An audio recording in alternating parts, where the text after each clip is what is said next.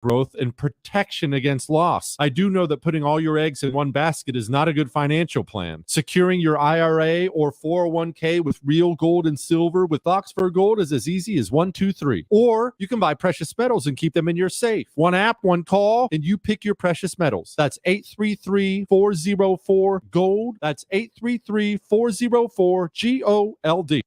Air Comfort Service, heating, cooling, and insulation. Weather. Just have to love the weather this afternoon. Sunny skies, cooler, low humidity, 79 for the high. That's about 10 degrees cooler than yesterday. Tonight, clear skies, 70s for evening plans. Kind of chilly overnight, 50. Friday, sunny and nice, 79. Saturday, sunny, 82. Sunday, partly sunny, maybe a spot shower, but really tough to find, and 82 degrees. This is 97.1 FM Talk Chief Meteorologist Dave Murray. Staying active is made easier with Prevent Sprain Socks. Go online to PreventSprainSocks.com and you can see the variety of different socks that you can shop. The ones that I wear, I have white crew socks and black crew socks, depending on what I'm wearing that day or what shoes I'm wearing. And they provide me the comfort, the support that I need to stay active so that I don't, my left ankle is weak. I busted it my senior year of high school playing volleyball, rolled it really bad, came back on it, didn't let it heal because I wanted to play, blah, blah, blah. You know the story. You know the thing. And you roll your ankle and you come back on, it doesn't heal properly. And the rest of your life, you're kind of paying for it. If you have a weak ankle, I want you to see how Prevent Sprain Socks can keep you active. The reports indicate 50% less recovery time for your ankles when you do things that are active. Athletes wear them. Seniors wear them. I wear them when I want to remain active. It's a St. Louis company, and you can get your order in right now for Prevent Sprain Socks at PreventSprainSocks.com. This is a message for all St. Louis Metro homeowners. If you want to sell your house, but only the thought of it gives you a headache, Chris Buys Homes in St. Louis has great news for you. Chris Buys Homes in St. Louis can help you avoid any headache and will buy your house for cash in as-is condition, and you won't even have to do any repairs, cleaning, or paying any fees. Just call 314-782-8000 for a fast and easy solution and sell your house today. Chris buys all kinds of houses, inherited houses, vacant houses, fixer-uppers, and also beautiful houses. All you need to do is call Chris Buys Homes in St. Louis at 314-782-8000 and let Chris take care of everything for you. Call Chris Buys Homes in St. Louis, 314-782-8000 and get the peace of mind you deserve. There are over 10,000 reasons why steel is not sold at Lowe's or the Home Depot. Find tools for the job site or your own backyard at over 10,000 authorized local steel dealers. Find yours at steelusa.com. Lowe's and the Home Depot are trademarks of their respective companies. The choice of a lawyer is an important decision and should not be based solely on advertisements. At Underlaw, we're looking for brave clients who've been injured and are ready to stand beside us in our fight to improve the safety of our community. Call Underlaw Personal Injury Lawyers at 314 or 6189 million. That is exactly what I needed to hear. Thank God someone here knows what they're talking about. That's us. That's right. Gotta love this American ride. Right, you need to take the time and get the full picture. Come on, turn the radio on. It's Saturday and I won't be long. Don't get me wrong. I love the ladies. I mean, they rev my engine, but they don't belong in the newsroom. It is Anchor Man, not Anchor Lady. What do you want from me? I'm not a married sweetheart. Goodness sake, kid. Keep your voice down. Your father's listening to the radio. I'm not a married sweetheart. This is the Annie Frey Show. Hey, welcome to Thursday before a long weekend. This is the Annie Frey Show. I'm not Annie Frey. I'm Ryan Wiggins. Hannah and Brad are in studio. This is the Sans Annie Frey Show. Welcome you all. Whoop, whoop. I'm excited. Yeah, we were handed a big gift yesterday. that is basically all the show prep you need because DeSantis announced that he was running for president. I think it's hilarious that this is something that Annie's been waiting for a long time. And then she's not here for it. But we have all the clips, everything you're going to need to know. We're going to go through those in this segment. At the end of this segment, here's a radio thing for you. At the end of this segment, I got some good news to share with you. So stick around for that. It's all political. I think you're going to like it. But first, last night, you guys, did you try to participate in the announcement for president of Ron DeSantis? I did. Did you successfully listen to any of it? I did. I was successful in listening to it once they got that issue sorted. I'll share my experience of finding out and everything. So I was at the gym after work, and I just decided to randomly check Twitter. I didn't know what time. I thought it was supposed to be like 7 o'clock that things were announced, but I checked my phone at 5, and it was like 15 seconds ago. Ron DeSantis posted the video, and I was like, "Oh my gosh, here at the perfect time!" So saw that, waited for the Twitter Spaces.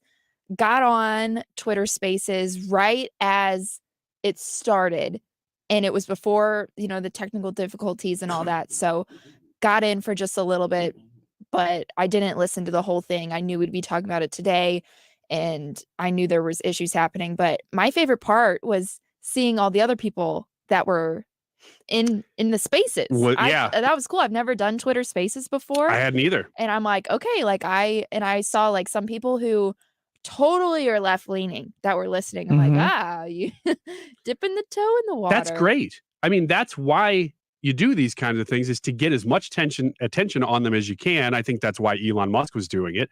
He has said, though, that he supports Ron DeSantis. So he hasn't made any qualms about that. But the story has been, more than the announcement, the glitches in the announcement. I don't know if you noticed this morning, but if you search for information on the substance of the speech or the town hall, or whatever you want to call it, the Twitter space, you're really hearing more about how it went off kind of poorly, like a Elon Musk spaceship. Yeah, you hear that a lot. More than the substance itself. No, I'm just that's what's being reported. I know, and I know, but I just don't understand why people are so focused on that. Are they trying to drive people away from the information that was shared because it looks great on Ron DeSantis and what he was saying? Like, why are people so obsessed with the malfunction? Well, it's Welcome because to conservative world. Yeah, I was gonna say it's because it's a malfunction. In radio, we want things to go off without a hitch. You want things to be pristine, and it's kind of that same thing. Like, oh, he can't even do a Twitter space. How is he going to be president? It's kind of the negative connotation. Well, it's a double whammy because it's Ron DeSantis. People are looking for a negative to report on, and they're looking for anything negative to report on Elon Musk. So it's like, hey, here's something gift wrapped for you. I look at it like, oh my goodness, so many people wanted to hear what Ron DeSantis had to say and what Elon was asking, and so many people wanted this, interview, that it broke the internet. I think it was a great thing. Well, their technical department did address it. David Sachs, who's he? Yeah, he was the moderator of the debate. Moderator of the debate. Okay, so he addressed what happened last night. Here's the clip. Well, what happened at the top, Laura, is just we had 1 million people simultaneously trying to get into a Twitter space, which is an online room. And I mean, DeSantis just melted the servers. We had so much interest. I mean, I got to hand it to him. Normally it takes a Kardashian to do that. So we just had so much interest. It took about 15 minutes. We've never had that level of scale before on Twitter. I think the biggest room's been around 100,000. And so after about 15 minutes, we just moved the room to my account from Elon's account. And then it really worked perfectly. I think if your viewers want to go on Twitter, the recording is going viral right now. They're going to wonder what all the fuss is about, because once we got started, the audio was perfect. And I think the governor was totally unflappable. So they moved the speech from Elon Musk's shared space to somebody else's, because Elon Musk has a ton of followers. Yeah, he has right? 140 million followers. And this is something that I like, some of the Twitter nerds that I follow on Twitter were talking about. In the past, they've done really big rooms when Elon has hosted them. Something about having that many followers and then sending out the room, it crashes the server. Can't handle it. Okay, so that's fine. I mean, there's a little spin in there, of course, like, oh my gosh, I mean, the attention was so great that it crashed our servers. Okay, I mean, that's fine if that's true. Obviously, a lot of people interested to see what Ron DeSantis had to say. I don't want to out anybody, especially since they're not in the room and they may be coming in the room in the 2 o'clock hour. Their name might be Tricia. I don't know. Again, I'm not outing anybody here. It's always a possibility. But there's a possibility that there's a conspiracy theory floating around that originated with that person, whoever they are, that this was done on purpose because now we're all talking about Twitter today. I don't know. it wouldn't be beyond the pale. And I was going to mention this to you too. Sometimes there's no such thing as bad press, especially when it's something like a technical glitch. Because what ends up happening is that, like Ryan was saying, people talk about it. So whether it's on purpose or not, people all over the internet last night, all over the news media, whatever, they were talking about the Twitter glitch. But what was attached to that was with the Ron DeSantis presidential announcement. So people are like, whoa, what was the big deal here? And then they'll go search that out, and guess what they're going to find? What do you guys think about the fact that they did it on Twitter Spaces instead of, like a rally or something like that? I think that in itself proves that this was not intentional, that it crashed on purpose or something like that, because this was Twitter's chance to stand out as a media organization, almost. Not quite the same, but similar. And they didn't quite pull it off. And I don't think that necessarily is a good thing. Let's talk about the substance of the speech here, since we're done talking about the glitching now. No, we're not. We're probably talking about it some more. Here's DeSantis actually making the announcement that he's running for president. I am running for president of the United States to lead our great American comeback. Look, we know our country's going in the wrong direction. We see it with our eyes and we feel it in our bones. Our southern borders collapse. Drugs are pouring into the country. Our cities are being hollowed out by spiking crime. The federal government's making it harder for the average family to make ends meet and to attain and maintain a middle-class lifestyle. So that's the announcement itself. He goes on during his opening remarks to talk about Joe Biden. President, well, he lacks vigor, flounders in the face of our nation's challenges, and he takes his cues from the woke mob. I don't think it has to be this way. American decline is not inevitable. It is a choice, and we should choose a new direction, a path that will lead to American revitalization. There's some of those famous glitches even in that clip.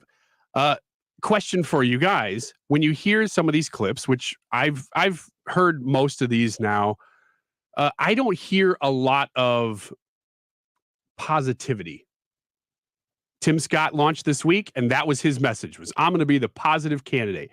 DeSantis doesn't sound like he's doing that.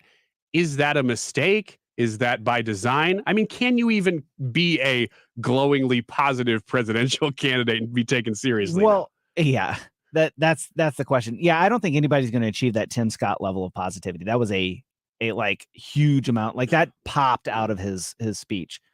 But the thing about Ron DeSantis, because I was able to listen to most of it. I'm assuming what was most of it. I got into some of the questions and stuff like that. Is he's like, here are the problems, and here are my solutions. So it's not so much glowy and emotional, but here's the problems. Here's how I would fix them. So problems and solutions. Yeah, I think even beyond just positivity versus negativity, which is just, it's kind of subjective. What I'm seeing is, and we'll get into these here in a second, is when they started answering questions or asking him questions, he was answering them. Now, naturally, they're going to bring up the controversial stuff. So it didn't seem to me like he had a chance to really address a lot of his goals as a presidential candidate, that he looked like he was playing a lot more defense from what people were saying to him. Here's an example of that. This is the NAACP story that we talked about on this show this week, that the NAACP issued a travel ban for Black Americans, or not a ban, but a warning advisory saying, be careful if you travel to Florida because it is not safe for you if you're a Black American, which is amazing that they would come out and do that. Here's him responding to that. Claiming that Florida is unsafe is a total farce. I mean, are you kidding me? You look at cities around this country, they are awash in crime. In Florida, our crime rate is at a 50-year low. If you look at the top 25 cities for crime in America, Florida does not have a single one amongst the top 25. And if you look at cities like Baltimore and Chicago, you got kids more likely to get shot than to receive a first-class education. Yet I don't see the NAACP batting an eye about all the outrage and the carnage that's happening in those areas. So this is a political stunt. These left-wing groups have been doing it for many, many years. And at the end of the day, what they're doing is colluding with legacy media to try to manufacture a narrative. No lies detected. Yeah. It's exactly right. His response is scoreboard. Yeah. He's citing real facts instead of, posturing about this nonsense. Here's another one that they get accused of in Florida a lot, and of course that's tied to DeSantis, is that they love banning books. Yeah, so the whole book ban thing is a hoax. There's not been a single book banned in the state of Florida. You can go buy or use whatever book you want. What we have done is empowered parents with the ability to review the curriculum, to know what books are being used in school, and then to ensure that those books match state standards and are age and developmentally appropriate. So, for example, parents have flagged books in schools that, for example, teach middle school kids how to use sex apps, that provide graphic depictions of sex acts and sex toys for people as young as 5th grade. And so clearly that is not appropriate to be in a middle school classroom. And so parents object and the schools take them out. And Ron DeSantis has been a leader in this nation of fighting back against these things. Florida has been a leader of fighting culture wars that aren't necessarily things that we as conservatives want to be fighting. It's that we've had to fight them because if we don't, you're just conceding defeat. He addressed that, I think, pretty well last night. Last one before we move on here. He says this, and I'm glad that he did it. It's not necessarily something that's on the minds of every single American, but it sure is on mine. I like that he talked about it. So we were the first state just last month.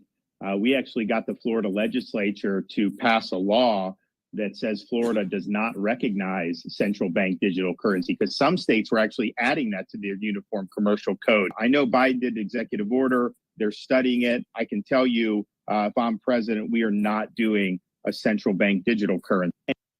I tell you what, I hate to lose him as a governor because he's doing some great, pretty much any of this stuff that takes off that other states end up adopting. And really with something like central bank digital currency, but many other issues too, enough states get on board after he does and after Florida does that it just stops this stuff in its tracks.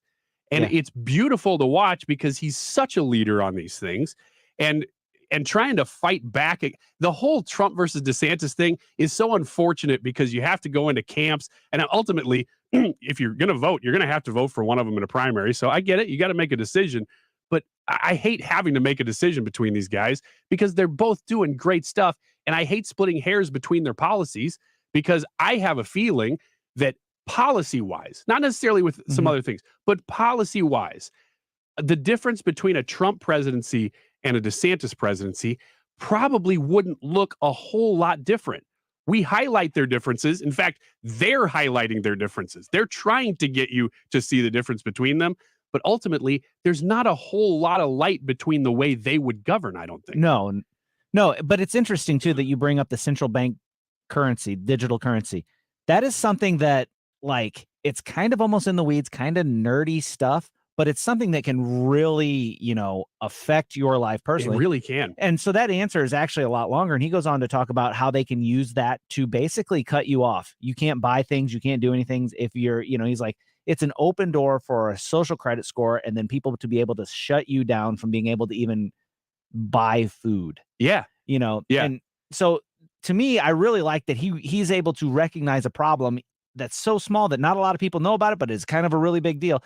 He didn't just recognize it. He said, this is a big deal and I'm going to do something about it. And this is what we're doing about it. Yeah. And that's kind of the point, is that he takes action against these things, maybe even before they become big things. 5 years ago, you say that, you would have been considered kind of like deep, dark web kind of stuff. But you go through COVID and you look at not only the United States, look just north of the border in Canada, they really were doing some of these things. I mean, they were cutting off people from being able to transport goods. The truckers movement was in response to that, if you remember all that. This is real stuff that's now happening in real life. So addressing it is very, very good. I'm glad that he made that a part of his platform, I guess, so to speak. I mean, he addressed it last night. But overall, before we get to the end of this segment, what do you think? I mean, is it a win for DeSantis? Was this whole announcement a win? It runs the gamut. I've heard lots of opinions from different people. Yeah, what do you think? I think it's a win. I don't think it's the stellar, glowing everything that everybody was expecting it to be, but I think it's still a huge win because he got a chance to get his platform out there, but not just his platform, more so his resume. He's like, these are the things that are important to me. And like, if you listen to each one of those comments, he's like, so in Florida, we A, B, C, and D. So I've got a plan to do this. We can take the Florida plan and apply it to the United States and make the changes that we need to change. So Hannah, what do you think? I absolutely think it was a win. Earlier, Ryan, you asked me if you think that Ron was like, really positive, in comparison to Tim Scott. I think that Ron, the most important thing that I took away from that was he was addressing that, we have a problem. Let's move forward. Like, I think that's so appealing to people. Like, I feel like Tim Scott was kind of like, America, yeah, like we're all Americans. Are we right now? Like, this doesn't even feel like we're all together. You're saying DeSantis being a little bit more of a realist. Realistic. And I feel like people can look at Ron DeSantis and his campaign and what he's saying and being like, yes, it's a disaster right now. Let's move forward. Let's move past this. Like, instead of all rallying together right now, like, let's all understand that this is a problem and then go forward. And in my mind, that's positive. So maybe he wasn't like super patriotic like Tim Scott was and, over enthusiastic, but I still think his message was super appealing and positive to me, at least. My opinion, net zero. I don't think it really moved the needle backwards or forwards for anybody. I think it's just kind of that we all knew it was happening. And then if you're interested, maybe you didn't even quite make it through some of the glitchiness. I don't know that it really did much, but that's just my opinion. I said I was going to share some good news before the end of this segment. Yes. I really want to dig into this maybe right after we talk to Hans von Spakovsky, which is next. We're going to get into some of the whistleblower stuff. Stick around for that. But the polls, I'm going to talk about the polls. Trump versus Biden and DeSantis both versus Biden. Both of them right now have Biden being defeated by either one of them. And that is a poll of polls. That's not any in particular. That's all polls put together, average of polls, all of them saying that either DeSantis or Trump are both slightly ahead of Biden. We can dig into that a little more later. We'll talk to Hans von Spakovsky next about these whistleblowers from multiple agencies. It's not just one whistleblower. That's what's crazy is that when you say whistleblower, everybody's thinking different things now because there's lots of them. We'll talk to Hans next on the Frey Show. Well, I don't know why I came here tonight. I got the feeling that something ain't right. I'm so scared in case I fall off my chair. And I'm wondering how I'll get down the stairs. You're listening to the Annie Frey Show on St. Louis's home for conservative talk. Interact with Annie on Facebook. The Annie Frey Show. Stuck in the middle with you. And I'm wondering what it is I should do. Hi, this is Brian with Velocity Home Buyers, and I buy houses cash. If you own a house and want to sell it fast at a fair price, call me at 314-782-3333. I can pay cash and close in as little as 7 days. I buy houses in any condition and any price range in the St. Louis area. I'm a private real estate investor who buys several houses a month, and I want to buy more. I buy inherited houses, divorce houses, behind in payment houses. I even buy my tenant won't pay me the rent houses. Do you own a house that needs updating, but you don't have the time or money for it? Great, because I love buying outdated houses. I buy vacant houses, job relocation houses, and foreclosure houses. If you own a house and want to sell it fast, call me at 314-782-3333. That's 314-782-3333. This is an Illinois Family Institute, IllinoisFamily.org update.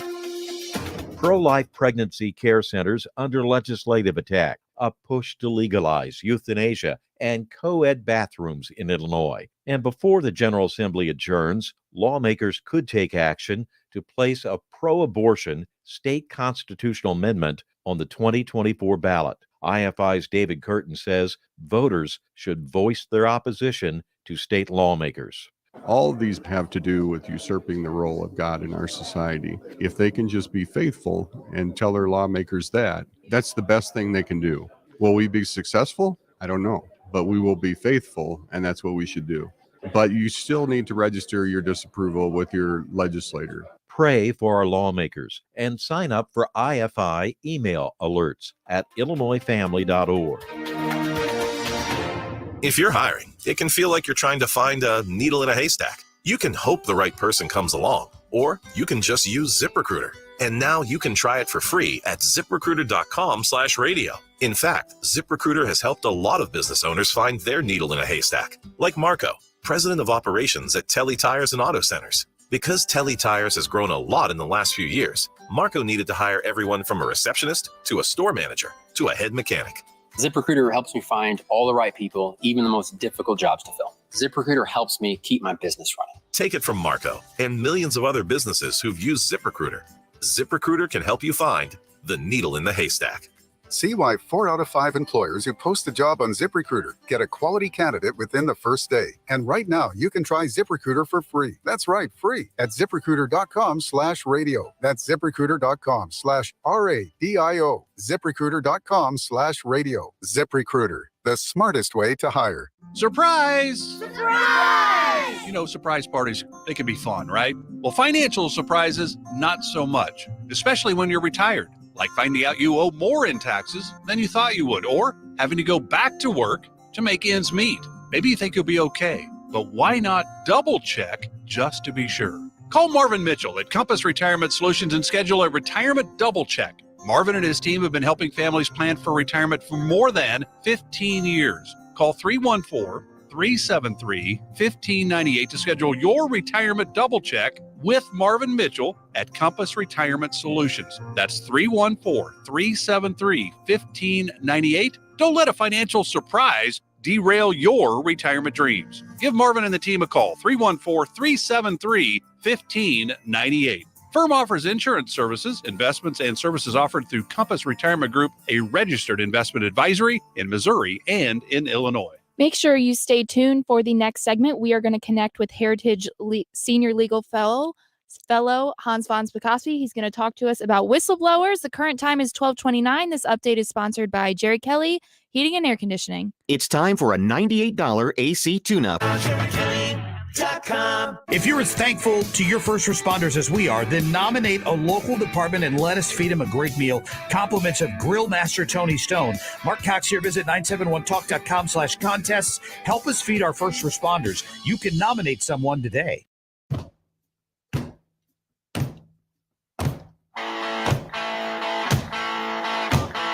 You're listening to the Annie Frey Show on St. Louis's home for conservative talk.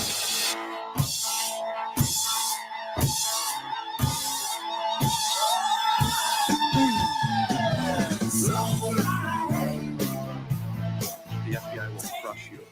This government will crush you and your family if you try to expose the truth about things that they are doing that are wrong. And we are all examples of that. So it's the Sans Annie Frey Show today. The rest of the crew taking over for the rest of the week so she can have a couple days off. We're going to get to our guest here. It's Hans von Spakovsky. He's senior legal fellow at Heritage. We the people of the United States. More perfect. In our form of our perfect union. Heritage legal expert Hans von Spakovsky. Hans, thanks for making time for us going into a long holiday weekend here. How you doing? I'm doing great, and actually, like everybody else, I think looking forward to the weekend. Yeah, I think we all are. I think a lot of people are probably already taking some time off, as is Annie Frey. So we're holding down the fort here.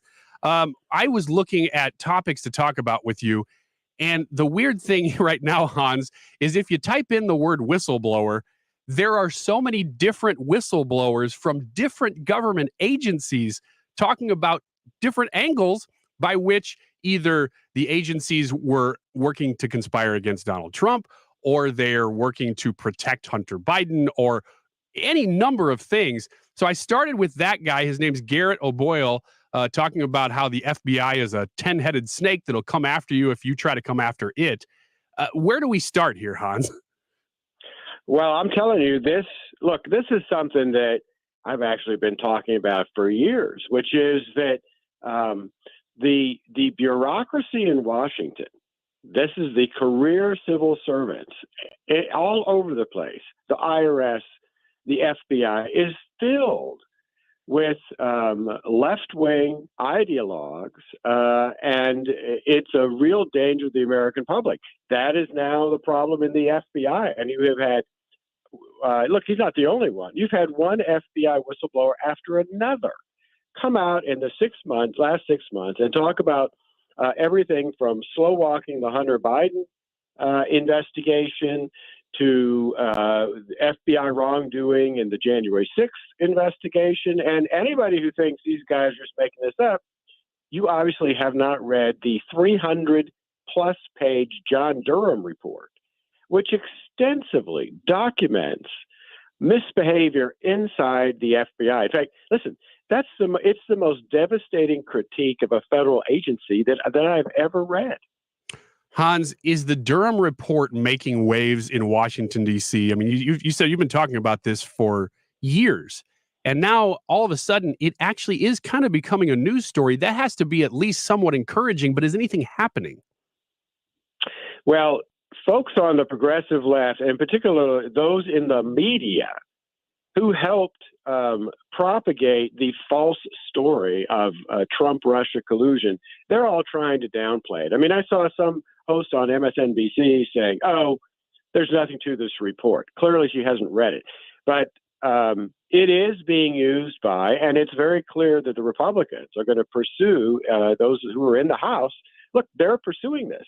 They're the ones that are bringing in the whistleblowers before their committees. They're the ones that are getting this information out. And look, we're going to talk about the FBI, but look, we've got IRS whistleblowers now also coming forward. Why? Well, because they've been involved in the Hunter Biden investigation because there are claims that he laundered foreign money and also didn't report all the income he's gotten. And they say that the IRS has done everything it can to prevent an investigation of Hunter Biden and his family. And like one of them, IRS agent Gary Shapley, look, he's a 14-year veteran of the agency.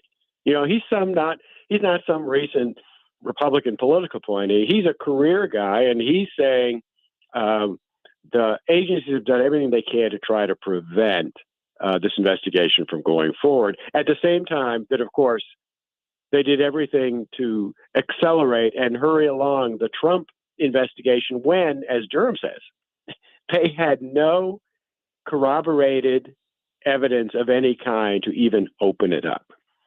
Yeah, like you said, these are not interns that are holding a glass up to a door and then going to their friend and saying, oh, I think I heard this.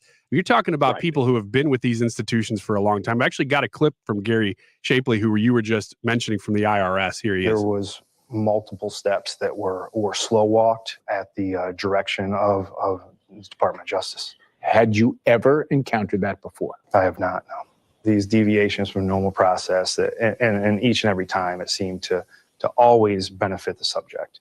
Hans, is this a recent phenomena? Is this something that was always there, but just we're now talking about it? Or is this a product, again, of everybody says they can do anything they want if it's Donald Trump? You just kind of throw the windows or the rules out the window. No, this is a long-term problem. I saw this problem when I first moved to Washington, which was just shortly after 9/11. That's when I first got to Washington, took a job at the Justice Department. I saw it then inside Justice, inside, for example, the Civil Rights Division, the Environmental Protection Division, all of which were stocked with individuals who, if they weren't working for the government, would have been working for LULAC or the Lawyers Committee for Civil Rights or the Sierra Club. But it got worse during the Trump administration, and it's to a point today where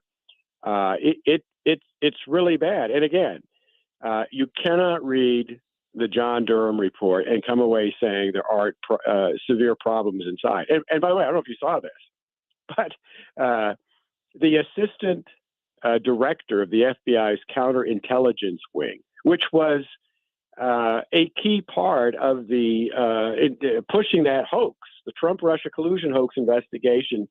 She was just at a hearing before the House, and when the representative from Texas started asking her questions about it, she said she hadn't read the report.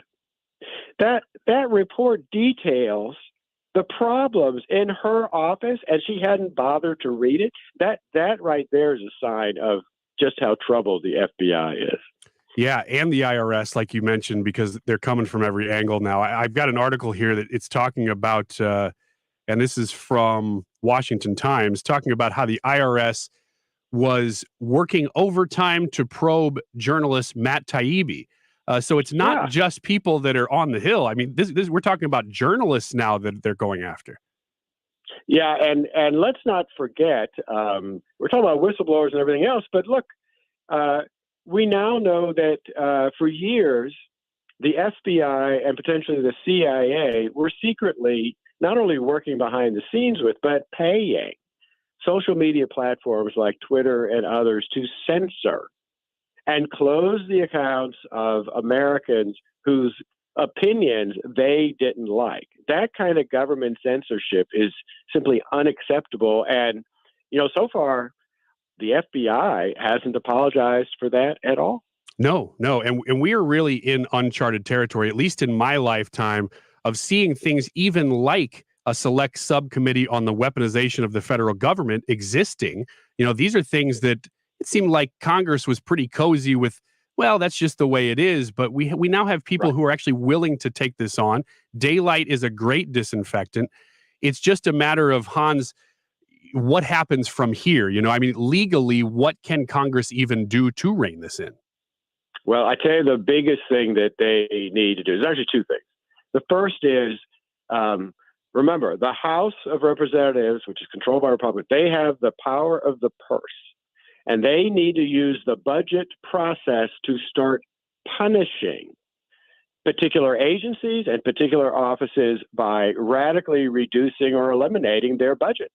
That is the way to, frankly, get rid of bad people and to make them take notice that they've got to change things. And frankly, the other thing is what they're doing right now with those kind of committees on weaponization, holding committee hearings, bringing in witnesses, and bringing the public's attention to everything that's going on. I mean, that's the two things they can do is investigations and making it public.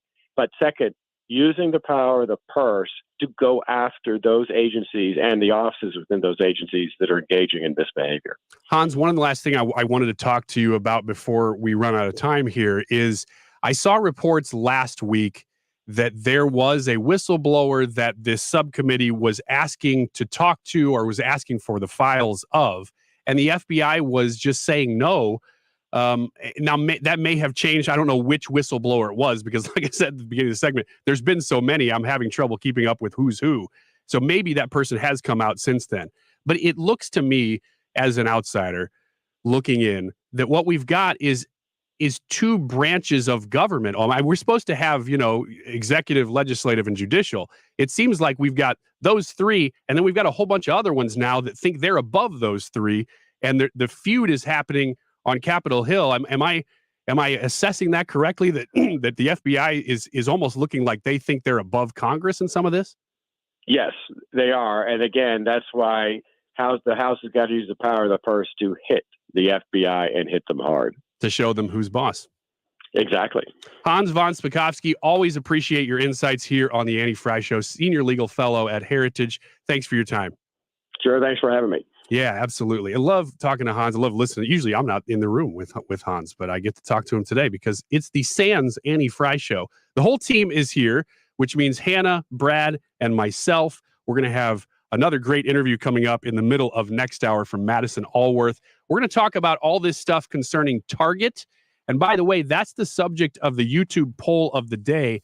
Are you boycotting Target? I really want to know the answer to this question. We talked about boycotts earlier in the week. Do you participate in them? I think, Hannah, if I recall, the results of that poll were overwhelmingly yes. Mm-hmm. It was something like 80 to 90% of people say, yes, I do participate in boycotts, right?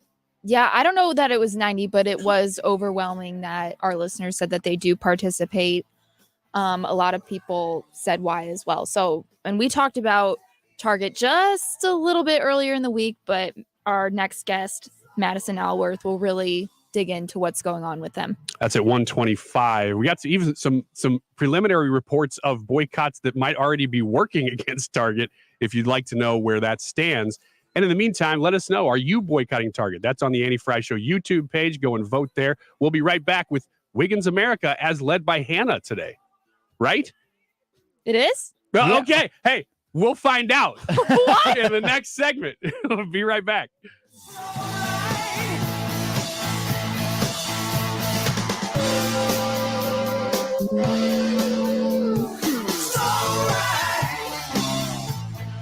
You're listening to The Annie Frey Show. Closet Factory is making dreams come true with unique customized storage solutions for your needs. Now, your needs and my needs are going to be different. For instance, in our house, when we had our fourth kiddo, we needed to have 3 bedrooms for the kids. Make room for 4 kids. What do? Well, we had the Closet Factory come in and they assessed the biggest closet that we had in a bedroom and they figured out how to give us a customized storage solution that was going to maximize the space in there. And now we have a closet that helps both of our youngest daughters share the space and they have what they need. It's a lot better than having to buy a new house and get a new bedroom. We're making it work, but we couldn't have made it work without the Closet Factory. I appreciate how they listen and how they observe and how they come into your home and they know, okay, you've got this problem area, but what is it that we're really going to do to solve this problem? They get to your house and they customize something from knowing you and your situation. 314-961-4300. I'm a customer. I hope you will be as well. Go to closetfactory.com. Hi, this is Thomas Helbig with the Retirement Advisory Group. Hi, I'm Bob Kershaw, Tom's nephew. As a family business, we are committed to protecting your retirement. Whether you're nearing retirement or already retired, what if it were possible to protect you from market downturns without having to make an emotional decision to buy or sell? What if you could take advantage of a strategy that would automatically take you out of harm's way during the bad years and position you for the growth opportunity during the good years? The secret is in linking safely to the market without putting your principal at risk. By linking to the market instead of owning the market, you can participate safely on autopilot and lock in your gains without creating a taxable event.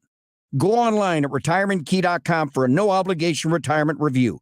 Learn the strategies that have helped our clients retire with confidence for the past 36 years. And just for coming in, you'll get a copy of our latest edition book, Your Key to a Worry-Free Retirement. So go online at retirementkey.com. That's retirementkey.com. I can't wait for what's next. Even with higher stroke risk due to atrial fibrillation, an irregular heartbeat not caused by a heart valve problem. Eliquis, the Pixaban tablets, reduces stroke risk. It's the #1 cardiologist-prescribed blood thinner. Don't stop taking prescription Eliquis without talking to your doctor, as this may increase your risk of stroke.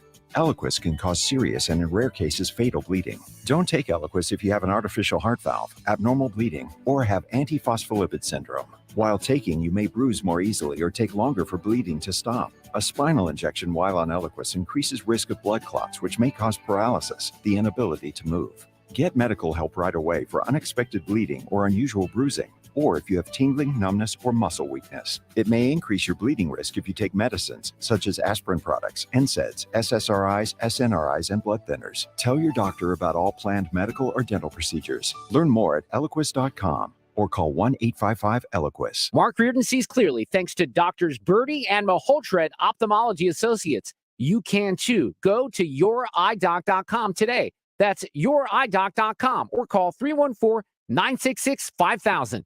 Ophthalmology Associates. You're listening to the Annie Frey Show live from the Air Comfort Service Heating, Cooling, and Insulation Studio. Don't suffer from spring allergies when Air Comfort Service has solutions to remove up to 99% of allergens. Improve your indoor air quality and get in your comfort zone. Visit aircomfortservice.com. Filtering the BS pushed by the mainstream media. St. Louis is home for conservative talk. 97.1 FM Talk.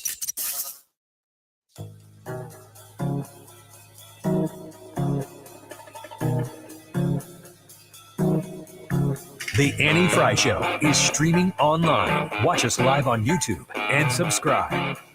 It ain't no joke. I like to buy the world a token, teach the world to sing in perfect harmony, and teach the world. Yeah, this is my wife's song. Me and my wife's song.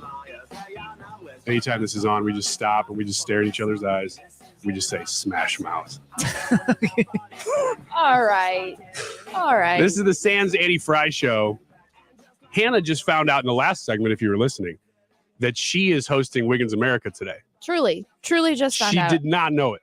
And we had to communicate a lot before the show. We communicated everything except who was hosting Wiggins America. And I was fooled because on our show sheet, it says there's a topic that I did not present. So I thought one of you two did. To be fair, the conversation was had. When? Well, when I was in Ryan's office talking to Ryan. Not I. We talked about it without you. So you guys just volunteered me to do this and nobody told me. Look, there are a lot of normal streams of communication that happen pre-show Mm-hmm. with the four of us. When one of us, like Annie Frey, the namesake, is not here, some of those lines of communication kind of fall down. And in this case, I think the blame lies squarely on Brad's shoulders. Well, I'm the executive producer, so I have to shoulder this blame. So I'm going Well, to text Annie and let her know that you screwed up. Luckily, I am always prepared, ready to fire. So I do have a story ready. Well, before you do, I hinted in the first segment that I wanted to dig into these polls a little bit more. Now, some people's eyes are going to glaze over when I say that. I'm sorry. But if you're just looking for just a basic barometer, a temperature of the nation, this is a good way to find it. This doesn't necessarily mean that this is who's going to win the election or anything. It's just a general, broad overview of what the country's thinking right now. When you look at the Real Clear Politics poll of polls, basically an amalgamation of all the polls in the nation put together, and you just get an idea of what's going on. If that poll of polls were to suggest that, man, people are loving Joe Biden and he's up by 10 points, that says something. In this case, it doesn't say that. And that's a good thing. For DeSantis, since he announced that he was running last night, they've been polling DeSantis for longer than he's been announced, of course. And of all the polls since early April, DeSantis versus Biden, the average is that DeSantis is up by about a half a point. Now, that doesn't mean he would win nationally, but they always say that because of the way the Electoral College plays out and because so many people cluster to some of the bigger states like New York and California, that if the poll or if a overall election were to go +3 to a Democrat, that usually translates even to a Republican win in the Electoral College. So that says something. Now, it doesn't mean everything, but it does say something with DeSantis leading nationally against Biden in the polls. Now, when you switch over to Trump, the narrative has been that DeSantis was doing better against Biden than Trump is. But that's actually, according to the polls, not quite true, at least at this moment in time. Since early April, the poll of polls says that Trump is actually up by 1.5 points over Biden. Again, does that mean everything? No. But it does mean that if that were the actual popular vote in the country, either way, you'd have a Republican president. And I wanted to share that because I think that's good news. Will it change? It probably will. Will DeSantis get a bump now that he's announced? I mean, do you think that he will? Probably. Yeah, I think he's going to get a bump. I think that, the more his name's out front. I mean, not that it hasn't been out front. That's but, my argument. But whenever you say official presidential candidate Ron DeSantis as opposed to potential or whatever, I think that does make a difference. Interestingly enough, have you seen any polls on Arizona, Georgia, Nevada, Pennsylvania, Michigan, or Wisconsin head-to-head? Yes, but not enough of them really to give you any good data. The ones that are being polled the most right now are states like Iowa and New Hampshire because they're first. And right now, Trump's about double digits up on DeSantis, but that could change now that he's officially announced. Well, I was leaning more toward the Trump versus Biden or DeSantis versus Biden in those, because those are the swing states, and those are the ones that are really going to count whenever it comes down to counting electoral votes. And man, I keep circling Georgia. Georgia is one of those states that I don't know if Trump can win Georgia. Like You keep saying that. I watched Brian Kemp walk away and hide from Stacey Abrams. And he smoked her. And yet Donald Trump didn't win Georgia. Yeah.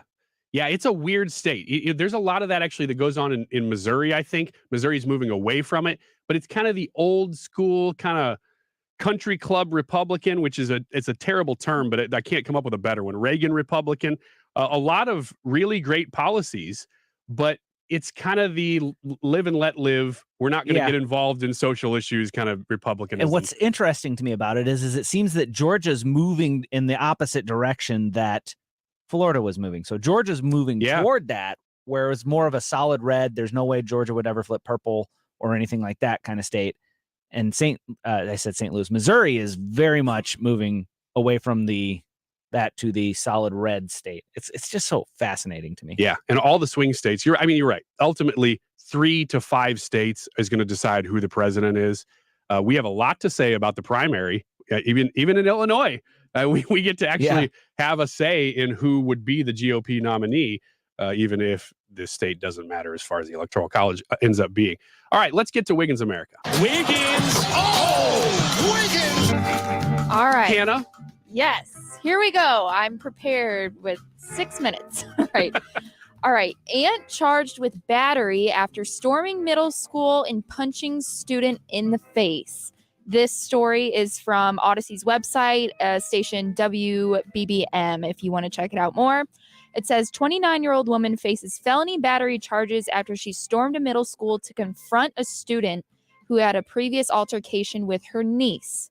Tell you what, if I was in middle school, I'd be like, man, that lady's awesome. That's so I wanted to present this story, not just, to flame this aunt, but to talk just about bullying and how you're supposed to handle it. Brad, you're a youth pastor. Ryan, you're a dad. I am a former middle school girl, so I understand bullying. So this news story here about this aunt, defending her niece, punching a student in the face, that is super, super extreme. Not supporting that at all. But I just want to ask you guys what your thoughts are and what role an adult or, an adult is supposed to play in a younger child's life. So I don't have kids, but I have twin niece and nephews that are going to be in middle school next year. They're about to enter a crazy world. And what role is an adult supposed to play in bullying with children? I know this is going to come as a shocker, but I would say the adult's role is not to go and punch the offending bully in the face. I agree. Completely disagree. Especially if they're in middle school. That's my go-to. So, Ryan, if I ever see you in middle school, I'll be like, what? He's defending St. John.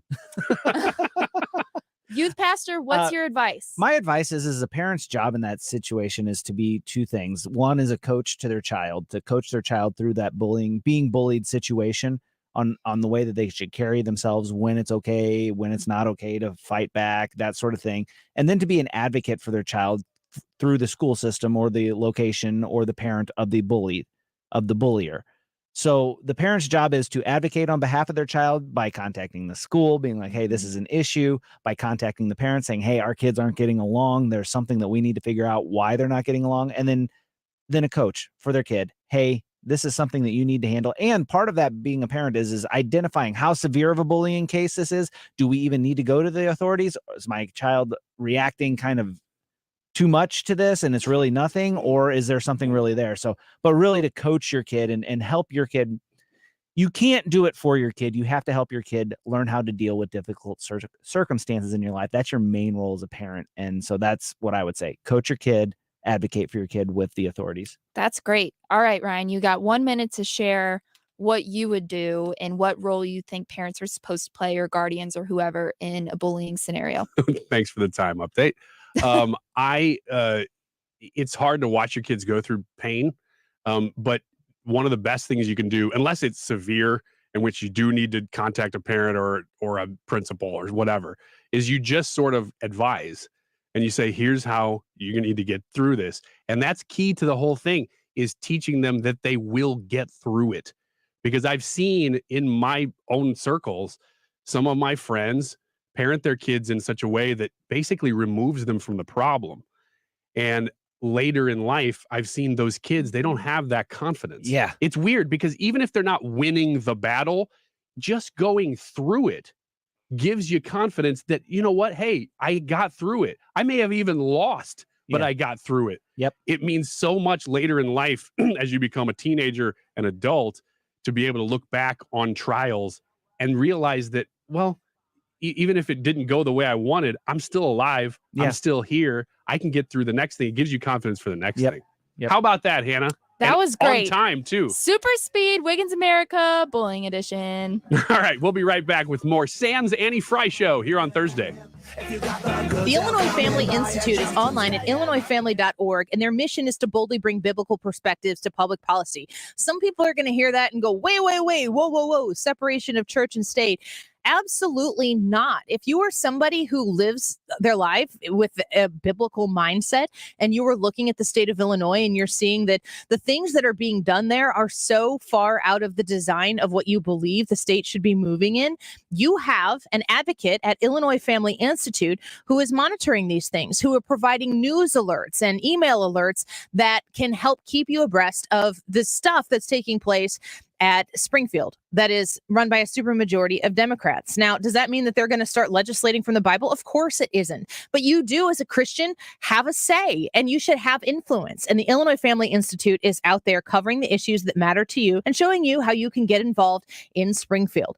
Sign up today for email alerts and commentaries by going to illinoisfamily.org. I think we can all agree the state of the economy right now is far from certain. Whether you believe the economy is temporarily stalled or we are looking at a recession, I think we can agree the outlook for growth is probably quarters, not months away for most of our organizations. When it comes to technology, companies we talk to discuss the rising costs and lack of quality IT staff as a primary concern. At Acropolis, we have a proven process, a better way to help you manage IT. During the last 3 downturns, we have seen some of St. Louis's best companies turn to us for help. If you have 30 or 300 users, we can reduce your overall IT cost, add technical depth and capability without sacrificing your planned strategic technology budget. We can help you protect the business you built, optimize your IT spend, and position your organization for growth. If you have no IT staff or an IT department, we have helped many companies reduce costs while increasing capabilities of your existing team. Or if it makes sense for your business, we can just be the team. Visit us on the web at acropolistech.com for a no-hassle consultation. Protect, optimize, grow. At Acropolis, we're here to help. This is a special alert to all Americans who own a vehicle with less than 200,000 miles with an auto warranty about to expire or with no warranty coverage at all. Due to a decline in the economy, CarShield is announcing a low-cost month-to-month vehicle protection plan that is now available to the public to save any driver out-of-pocket expenses on future auto repairs. Call now to find out how you can pay almost nothing for covered auto repairs. Yes, you heard that correctly. Pay almost nothing for covered auto repairs. An open phone line has been established for all drivers to call for a free quick quote. Call 800-652-5241 now. Drivers who are covered will not have to pay for covered repairs again. This protection plan is at an all-time low. Additionally, drivers who activate this vehicle protection today will also receive free roadside assistance, free towing, and car rental options at no additional cost. Call us for your free quick quote today. 800-652-5241. That's 800-652-5241. What do you have to lose? Call 800-652-5241. Again, 800-652-5241. KFTK FM Florissant. From the Under Law Injury Lawyers, GetJim.com studio, 97.1 FM Talk. Always live on the free Odyssey app. There is a way forward. Lisa Brady, Fox News. That bottom line from the White House is talks continue with congressional negotiators, though the White House also says Congress must raise the debt ceiling, while the House Speaker says a bill that doesn't address spending won't pass. And the uncertainty about reaching an agreement is beginning to worry key credit rating agencies. Fitch Ratings listed the U.S. AAA credit on Ratings Watch negative, warning a downgrade is possible because of increased political partisanship hindering a resolution to raise or suspend the debt limit despite a fast approaching X date. While the ratings agency says it does expect a debt limit deal before a default, it still says the risk of missed payments has risen. Both President Biden and House Speaker Kevin McCarthy say talks are productive and remain optimistic, but the two sides do remain far apart in some areas, including over spending caps. Fox's Jared Halpern at the White House, where the president moments ago offered reassurance he does believe they will reach an agreement. The founder of the Oath Keepers group, Stuart Rhodes, just sentenced to 18 years in prison for seditious conspiracy, the longest sentence yet over the Capitol riot, but less than federal prosecutors wanted. President Biden marking 3 years since the death of George Floyd, with a veto rejecting a Republican-led resolution disapproving of some police reform measures passed in D.C. after Floyd was killed by police in Minneapolis. Such as banning chokeholds, setting important restrictions on use of force and deadly force, improving access to body-worn camera recordings, and requiring officer training on de-escalation and use of force. Though the White House has also said the president didn't agree with everything in the D.C. plan, spokeswoman Karine Jean-Pierre highlighting executive actions that have been taken while also urging Congress to pass police reform. In Minneapolis, a candlelight vigil is planned for tonight. America is listening to Fox News. Did you know you can get your prescriptions for less at your local pharmacy? You can with GoodRx. It's the free app that can save you money on your medications. Just search for your prescription, choose the pharmacy and the price that works best for you, and then show your GoodRx coupon to your pharmacist at the drop-off counter. GoodRx works at over 70,000 pharmacies, including Walmart, Rite Aid, and Walgreens, and it works whether you have insurance or not. It's easy to save. Next time you drop off your prescription, check GoodRx. To start saving today, go to GoodRx.com. GoodRx is not insurance. Jesse Kelly here. If given the choice between financial stress or peace of mind, I will always choose peace of mind. That is why I've secured gold and silver from the Oxford Gold Group. Having precious metals in your home safe or in your 401k or IRA should be considered your investment strategy. Simply put, it's a portfolio protection plan. One app, one call, and you pick your precious metals. That's it. You now own real precious metals just like I do. Call 833-404-GOLD. That's 833-404-GOLD.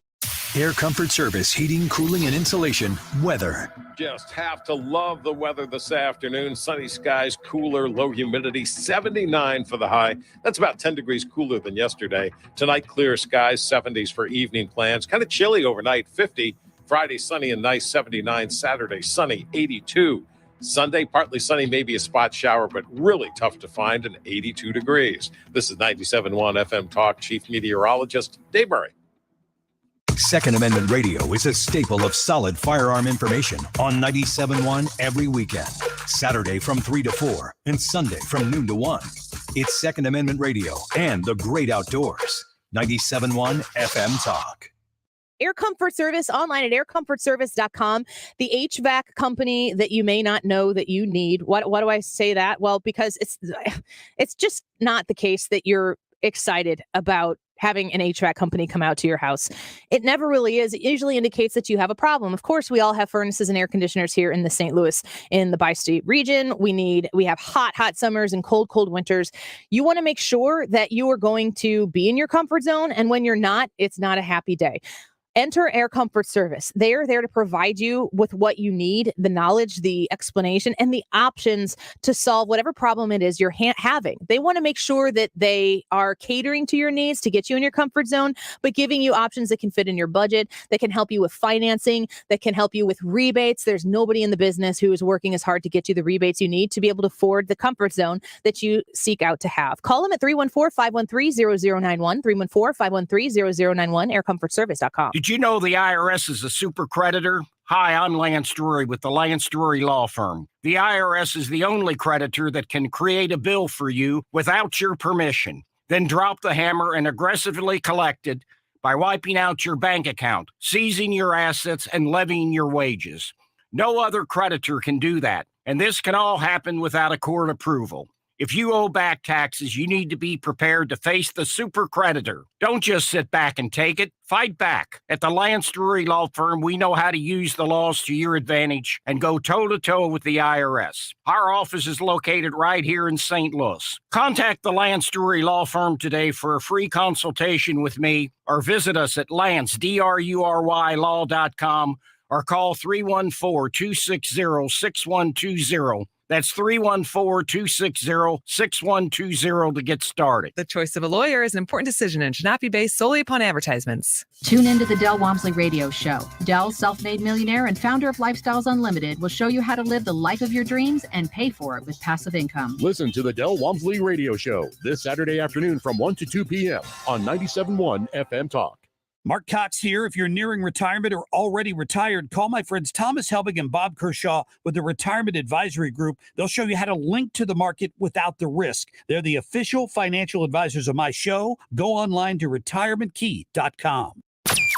That is exactly what I needed to hear. Thank God someone here knows what they're talking about. That's us. That's right. Gotta love this American ride. Right, you need to take the time and get the full picture. Come on, turn the radio on. It's Saturday and I won't be long. Don't get me wrong, I love the ladies. I mean, they rev my engine, but they don't belong in the newsroom. It is Anchor Man, not Anchor Lady. What do you want from me? I'm not a married sweetheart. Goodness sake, kid. Keep your voice down. Your father's listening to the radio. I'm not married sweetheart.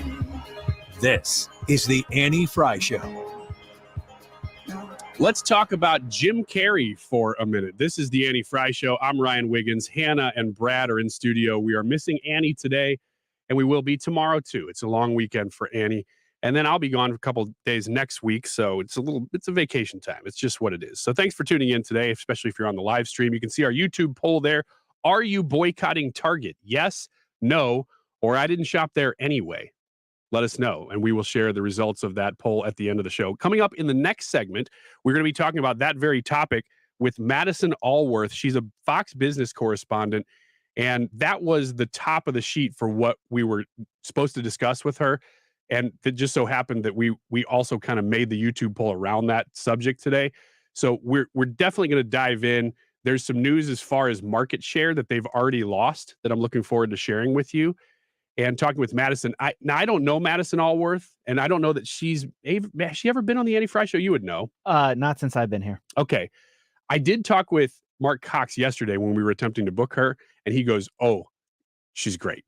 Like, get ready because she will go." So I'm looking forward to that conversation next. Right now, like I said, let's talk about Jim Carrey a little bit and even Rainn Wilson. Big stars, comedians who have been talking about God. Yeah. And I love to see it. I didn't know this. Yeah.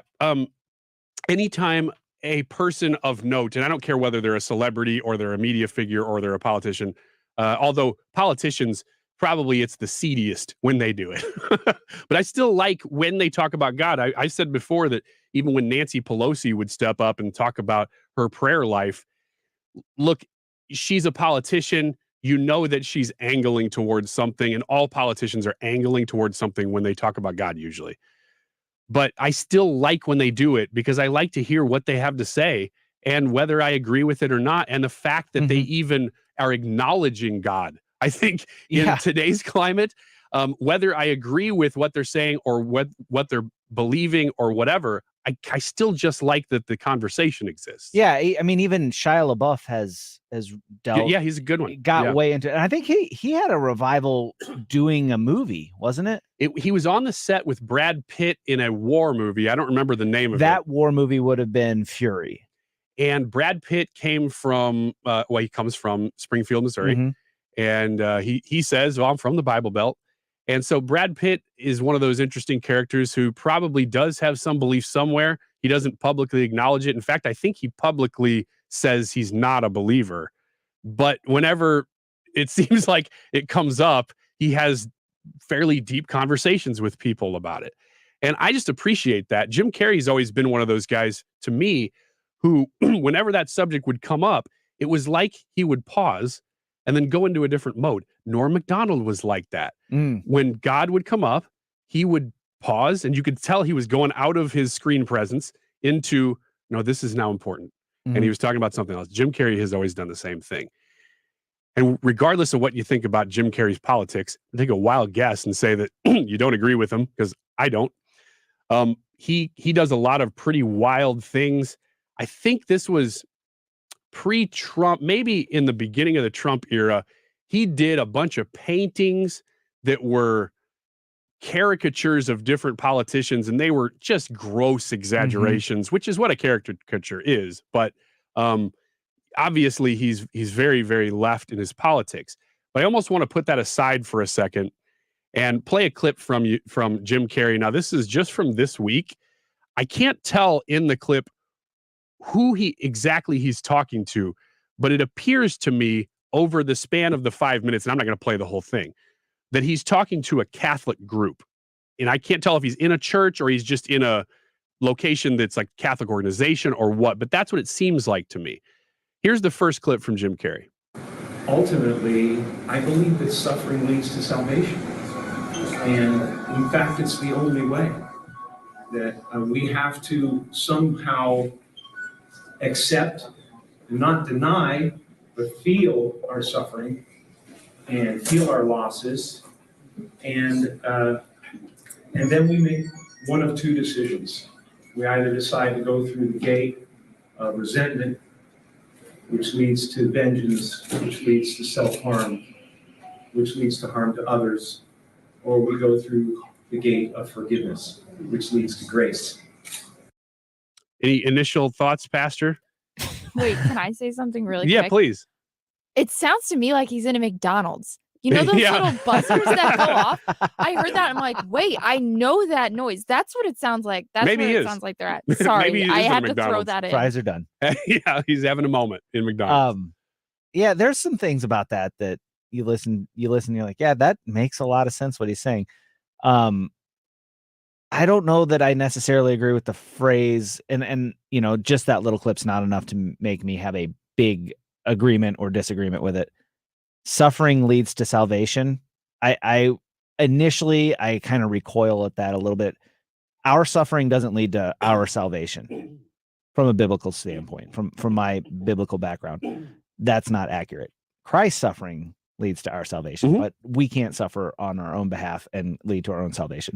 But outside of that, I mean, he's making a lot of sense. You go through the point where you either get angry without forgiving somebody, you get angry, you get bitter, you get resentful, and that leads to like he said, self-harm first and then harming others. And I'm like, man, wonder what he's talking about like you could tell whenever he's saying he had something specific in mind. He talks outside of that clip, and I didn't want to play the whole, like it's pretty long. Right. He talks outside of it about some of his own struggles, and he doesn't deeply go into what they are, but he's just saying, look, and he's aware that he's a mega celebrity and that people look to people like him and go, how are you you got everything, you know? And so it's not true that yes, you have the worship of people, basically, which a lot of people substitute for the worship of there's God. a lot of stuff that comes along with celebrity that people don't realize. Certainly. And you understand that now, of course. Now that I'm a celebrity. Right. But Jim Carrey is, you know, he's one of probably 30 people on the planet who's a household name. Right. Pretty much anywhere in the world. I mean, there really aren't a ton of people that are of that caliber that you really couldn't go anywhere and people not know who you are. He's there. And so he was just saying that I get that I'm saying this and you're going to maybe recoil a little bit, but I've been through a lot of stuff in the last couple of years. And it always seemed to me like when he talked about that stuff, he was very genuine about it. Oh, for sure. And it just struck me when he brought up some aspects of his own faith. Now, I played that one first because he doesn't get real deep. I mean, he's talking about general biblical concepts in it. But listen to this one. Is an indication that you've made that decision already. You've made the decision to walk through the gate of forgiveness to grace, just as Christ did on the cross.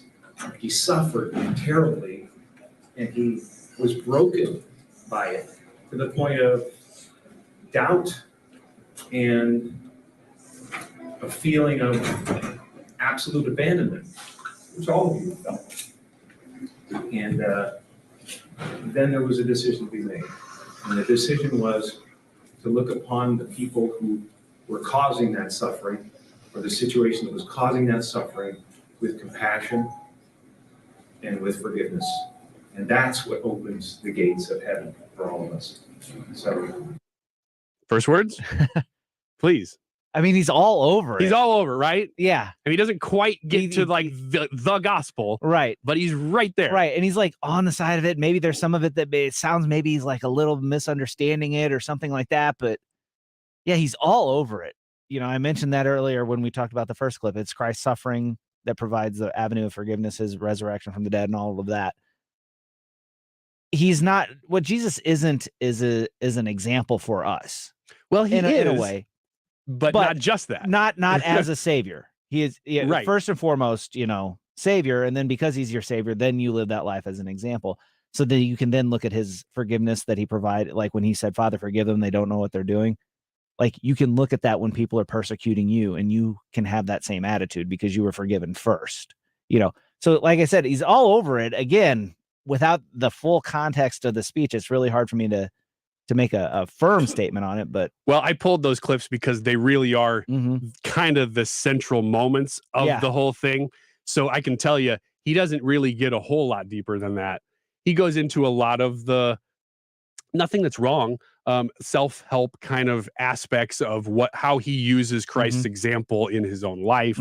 You're right. He never quite explains the gospel, but at the same time, he's also talking to a room full of people who look like they might be a Catholic organization. Yeah. So he may not be there to share I think he's just kind of sharing his story. Mhm. And so I just think it's neat.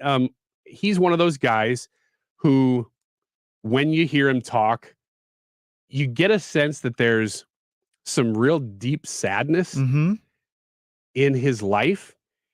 And I've been noticing in my own life lately that when I hear people speak, and this is probably everybody, but when somebody's speaking genuinely, you can just tell. Uh-huh. And I encourage you to find this if you want to hear the whole thing. Again, you probably heard the highlights. I don't think it's going to change a whole lot of the way you believe or anything, but just that it's very genuine. And you mentioned Rainn Wilson's another guy that in recent interviews and tweets and stuff, he's been talking about God quite a bit too. Well, he's got a new book coming out, and he said basically he's urging a spiritual revolution, and the book is called Soul Boom or something like that, where he's not really big on organized religions, but when you look at them, faith and all of that other stuff, he uses all the right words when he's talking about his experience. And and he defended Christianity on Twitter recently.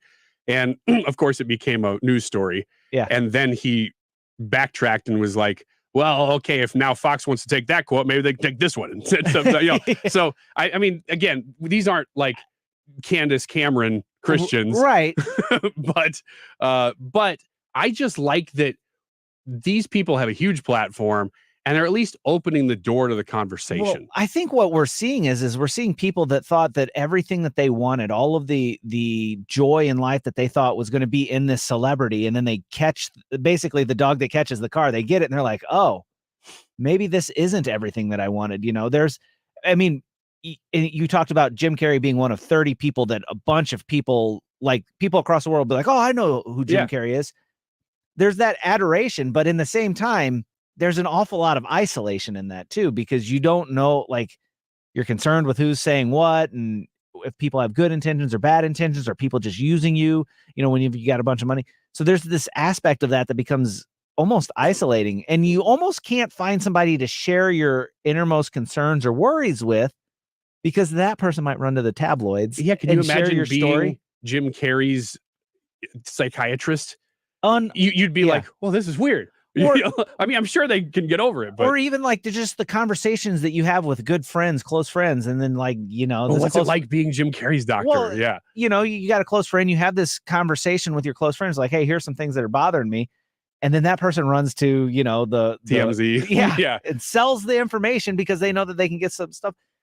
There's things there that like people, they chased after all this, and they get there and they said, man, maybe this isn't it. Yeah. This definitely isn't it. It's hollow.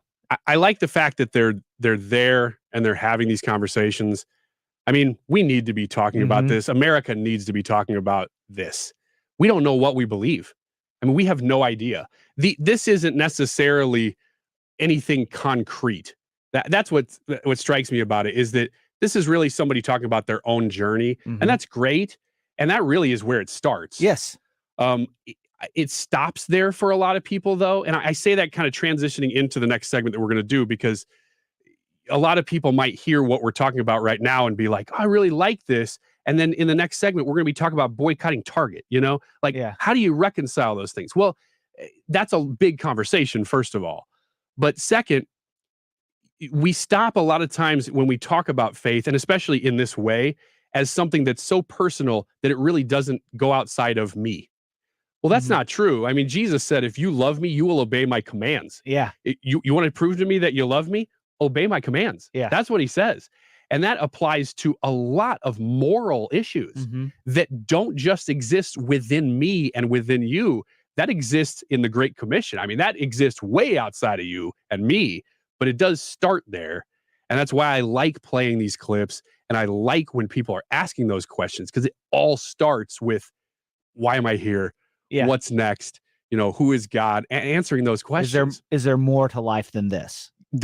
I sure hope so. Yeah. Because if there's not, I mean, gosh, the hopelessness that's in the world right now, it is deep and it is dark, and people are looking. So anyway, I say that to transition into our next guest. Now, whether or not you follow that transition, I don't know. We'll see. The next guest that we're going to have on the show In the next segment, we teased it a little bit. Madison Alworth, Fox Business correspondent. We're going to be talking about Target. We're going to talk about Bud Light, all that whole kind of boycott movement.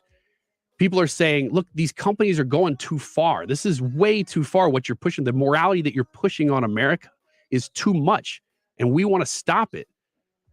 The YouTube poll today is in that vein too. Are you boycotting Target? Yes, no.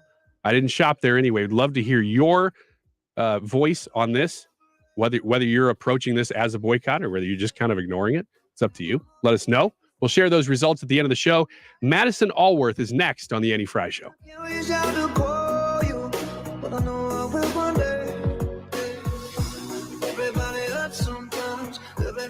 Interact with Annie on Facebook. The Annie Frey Show. You're listening to The Annie Frey Show on St. Louis's home for conservative talk.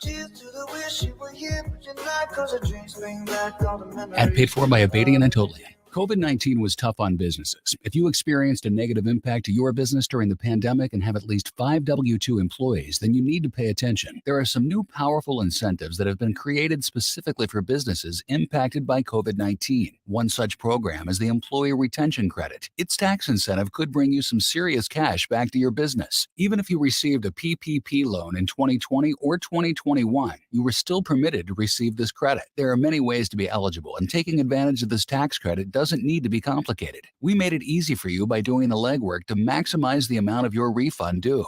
Call us today at 800-874-1654 and we'll set your business up to take full advantage of the Employee Retention Tax Credit.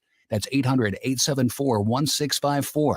Again, 800-874-1654. We'll get the ball rolling on getting you and your business some much-needed relief, but time is limited to file a claim. So call 800-874-1654. May is a great time for savings with Chesterfield Fence and Deck. Mark Cox here for my friends at Chesterfield Fence. You can save 20% off your next outdoor project just by mentioning that you heard me talking about Chesterfield Fence and Deck. Call them up, 636-532-4054. Have them come over and give you a free estimate. They take a lot of pride in what they do. They've been at this since 1968. This locally owned and operated for 55 years under the same ownership. If you need a new fence, they've got great wood cedar fences or low maintenance vinyl fences. They can also do aluminum, steel, and chain link. For the decks, the beautiful natural cedar decks, or even Vecadec vinyl decking, that is no maintenance and beautiful colors, espresso,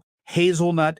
Go take a look. Visit their showroom down in the Chesterfield Valley. Tell them you heard Mark Cox talking about it. Again, 636-532-4054, chesterfieldfence.com. If you're hiring, it can feel like you're trying to find a needle in a haystack. You can hope the right person comes along, or you can just use ZipRecruiter. And now you can try it for free at ZipRecruiter.com/radio. In fact, ZipRecruiter has helped a lot of business owners find their needle in a haystack, like Marco, president of operations at Telly Tires and Auto Centers. Because Telly Tires has grown a lot in the last few years, Marco needed to hire everyone from a receptionist to a store manager to a head mechanic. ZipRecruiter helps me find all the right people, even the most difficult jobs to fill. ZipRecruiter helps me keep my business running. Take it from Marco and millions of other businesses who've used ZipRecruiter. ZipRecruiter can help you find the needle in the haystack. See why 4 out of 5 employers who post a job on ZipRecruiter get a quality candidate within the first day. And right now, you can try ZipRecruiter for free. That's right, free at ZipRecruiter.com/radio. That's ZipRecruiter.com/RADIO. ZipRecruiter.com/radio. ZipRecruiter, the smartest way to hire. So much of what makes us a family takes place in our homes, and that's why you want to keep your home very, very clean. I depend on Zero Res. I have pets. 2 dogs, 3 cats. Sometimes that means pet stains and odors. So outside of my little 8-year-old, I want to keep the home clean, and Zero Res makes that happen. You should trust in the power of Zero Res to take care of your home. They don't use harsh soaps or chemicals.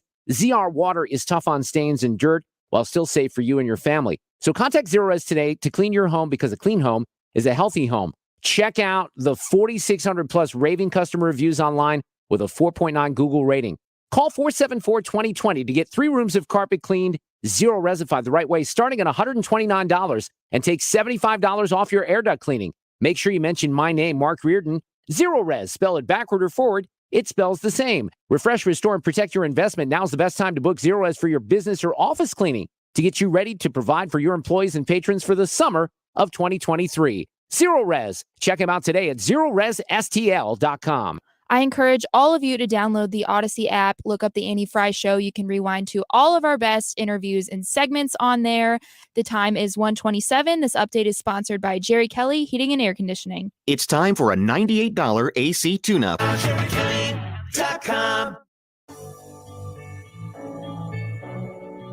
You're listening to the Annie Frey Show on St. Louis's home for conservative talk. Been reading books of old, the legends and the myths. It's the Annie Frey Show. This is Ryan Wiggins, Hannah, and Brad. We're the whole crew. We're sitting in for Annie today, just minus the host. That's all. No big deal, right? On the phone with us, been looking forward to talking with Madison Alworth. She's a Fox Business correspondent. Madison, welcome to the show. Hey, Ryan. Thanks for having me. I have to give you a heads up. I'm at Newark Airport doing my report for the day, always a news story, and they're evacuating the terminal. So I'm safe, but if you hear some alarms in the background, that's what you're hearing. Well, we hope you're okay. Do they know, why they're evacuating it? At this point, it seems to maybe just be a false alarm, but I'll let you guys know if there's any update. We're feeling safe and good. I'm just listening to a lovely alarm in the background. Wow. Okay. Well, we can't hear it, so just let us know if you need to run. Good. Yeah. No, we're good. I'm safe and I'm outside. Good. Let's talk about Target. Target is put a lot of things on the shelf. Oh, now I can hear it. There it is, Madison. Yes. Target has put a bunch of stuff on the shelves that people are having problems with. Now, what's weird is that this is, going into June. I think all of America knows that June is Pride Month because every store tells us and reminds us a whole lot that it's Pride Month. But this has crossed the line because we're talking about bathing suits that are meant to move kids' genitals around and all kinds of sexualization of children that people have said, I'm drawing a line here, right? Yeah, so like you said, June is Pride Month. A lot of retailers release Pride gear. Target has been doing it for over a decade. But this year seems to be different. Some of their pieces, yes, have been facing a lot of backlash. In particular, one thing that has caught a lot of attention, as you mentioned, is the tuck-friendly bathing suit sold in a female style. There's been a lot of focus on that, outrage fueled in particular by the speculation that it's been made for children in children's sizes. Target has told the Associated Press that is not true, that bathing suit is only sold in adult sizes and for adults. As of right now, that item is still on the shelves, but what I will say is that Target has removed certain items from their Pride collection this year, which shows that there has been some of this backlash from customers and decision made by the corporation there. Yeah, what I'm seeing over the last couple days is people report that their stock price has already taken a hit. And I don't know if that's associated with a boycott or if that's just something that's already happening. But it looks like if their stock price was at roughly $70 billion before their company value, that's dropped by about $8 billion to something like 62. Am I right? Yeah, right now we're looking about 2.5% down. I mean, when it comes to retail, it's a volatile space. Right. So I think it's too soon to say if this is, with this happening, a lot of people are drawing comparisons to Bud Light. We know what happened there, how much market cap has been lost, how the boycott really impacted the company. I think it's too soon to tell for Target, but they're clearly taking steps to try to avoid a Bud Light situation, one with removing items.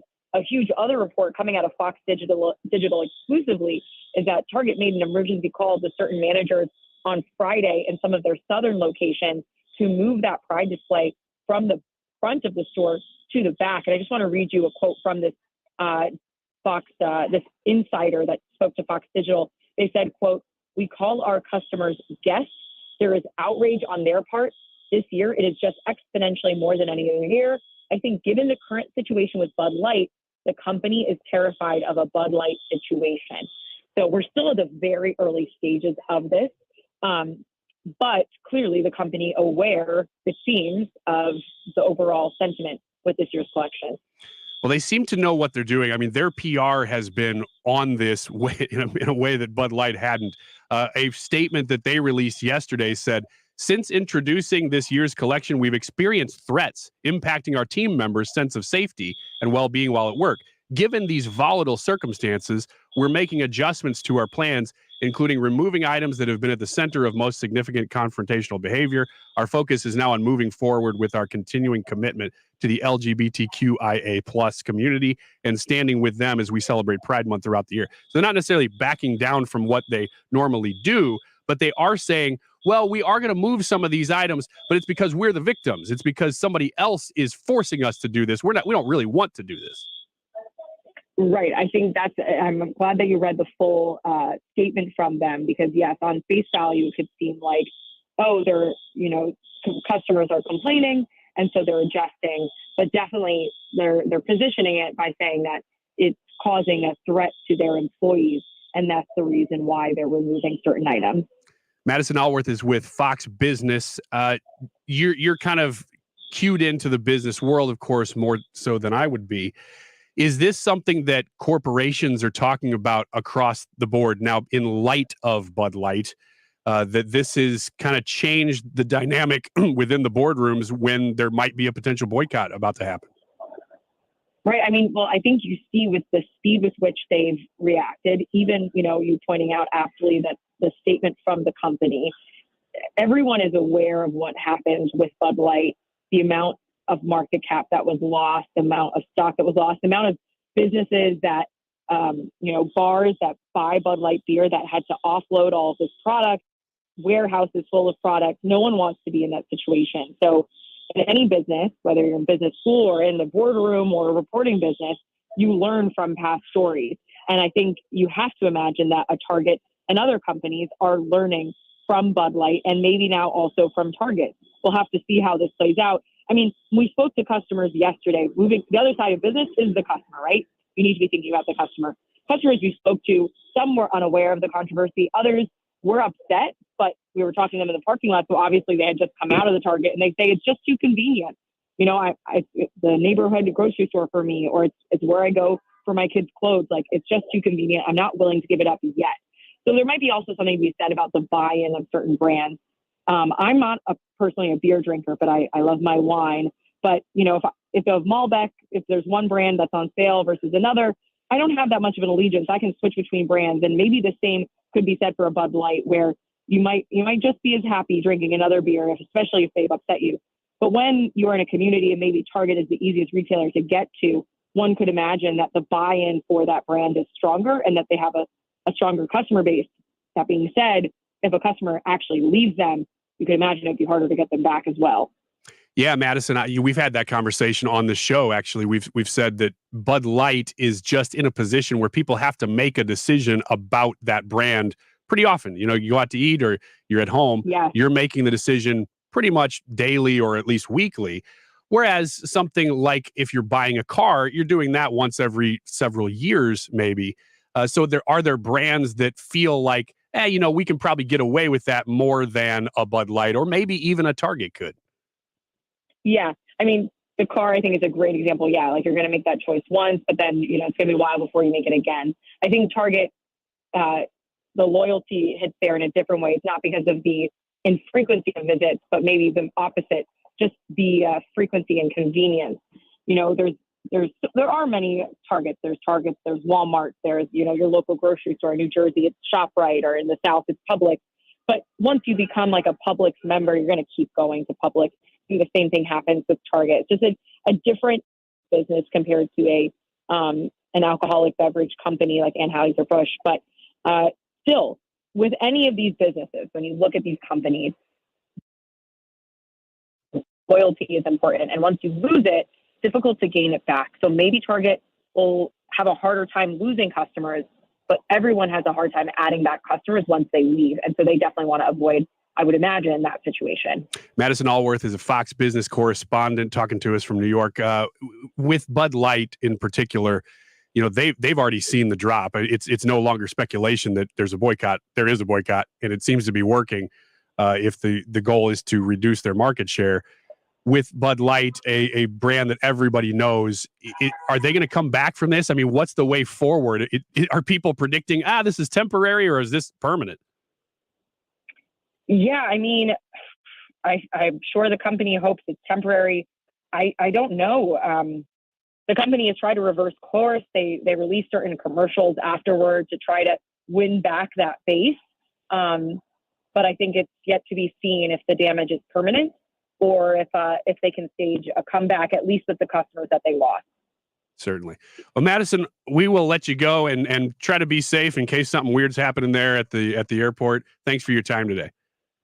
Thank you. I appreciate it. All right. Madison Alworth, she's a Fox business correspondent. Appreciate her time, man. Sounds like something weird's going on in Newark. I don't know what it is. Hopefully that doesn't become a different news story. Right.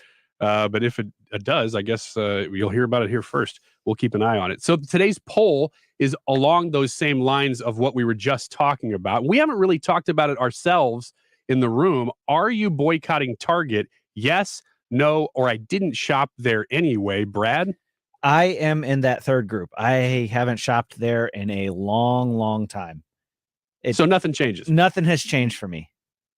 Hannah? I am boycotting Target. I am a frequent Target goer. I live right next to one. That's definitely a store I shop at often. But since I heard about what they're doing, my main problem with it is I feel like they're targeting kids, which I think is extremely wrong. I don't have a problem with celebrating Pride Month. That's not my issue. My issue is that I feel like their sole purpose is to indoctrinate children. So I'm not a fan of that. I'm not shopping at Target. I also do believe that people can learn from their mistakes. So if they turn it around and stop pushing woke ideas to children, I could see myself shopping there in the future. When I look at what happened with Bud Light, I think that was different. I think that Dylan Mulvaney thing, that was not towards children. That was pushing an idea to adults, people who consume adult beverages. I think that's different. AB came out. I feel like they righted their wrongs. I will move forward. I will drink AB products now. I wasn't really totally straying away from it anyway, but Target I feel like is different for me. And if Target comes out, apologizes, and moves forward, I'll go back to shopping there. I think this is an important moment for corporations in America.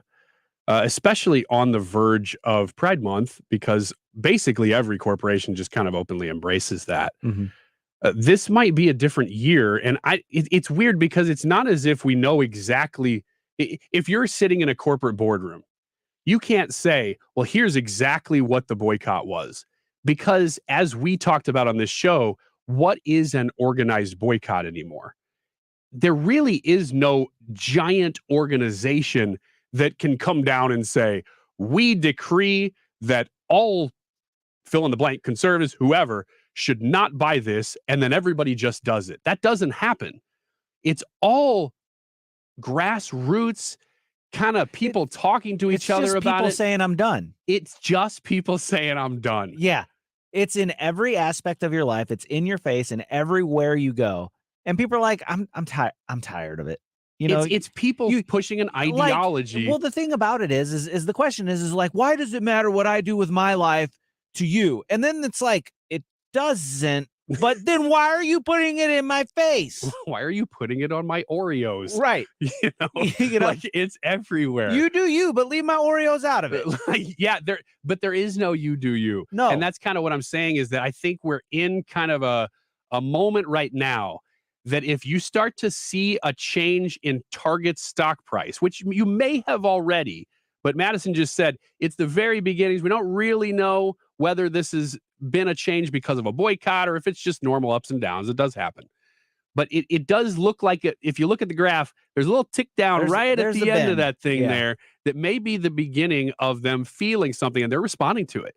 And I get the sense that in the past, this response would not have happened if not for Bud Light. And that you're seeing corporate boardrooms finally start to say, oh, there's repercussions for pushing ideologies that maybe half of America doesn't necessarily ascribe to, depending on what we're talking about. I think this hobbled Bud Light, and people said, whoa. It's a huge brand. Yeah. If it can happen to Bud Light. That was kind of my other question is like, if this happens to a brand, like where is Target as far as the ability to sustain such a big hit compared to, say, an Anheuser-Busch? Because Anheuser-Busch is huge. Like, you go to a baseball Target, stadium. I feel like Target's bigger than AB. I don't know. because like you go to like everything that's under AB is huge. Biggest sponsors in sports, biggest sponsors in everything. And you look around and you go, I wonder what, does this scare people? Because I mean, even if Target is bigger, Bud Light's not a small brand. Well, let us know how you're responding to this. And some people said, what is going on with Target? Like, I didn't even know. Well, it's that they're using, they're creating a lot of child-friendly trans swimwear. And it is in your face. And if you've seen some people do the walkthroughs on TikTok or Instagram or whatever, they're showing you all the products. They do exist. So Target can say whatever they want. They're right there. Madison Alworth even said, no, they are there. It's not as if they're making this up. And people are saying, look, that's too much. You've gone too far. This is where I draw the line. So the question being, are you boycotting Target? Yes, no, or I didn't shop there anyway. For me, the answer is yes. Although I didn't shop there a lot anyway, so it's kind of an easy boycott for me. I talked to my wife. I think we're both kind of in the same camp on that. She shopped there more than I did, obviously. I'm not really a big Target shopper in the first place. Anyway, let us know. I would really like to know how you respond to that question. I haven't looked at results yet. We'll look at that at the end of the show. We will talk to Tricia at the beginning of the 2 o'clock hour. More Annie Frey Show between now and then. This is the Sans Annie Frey Show today. The Annie Frey Show is streaming online. Watch us live on YouTube and subscribe. Some superhuman gifts, some superhero, some fairy tale bliss, just something I can turn to, somebody I can miss. I want something just like Stewart's American Mortgage, home of the bagel loan. You can call Stewie at 314-324-4440. That's 314-324-4440.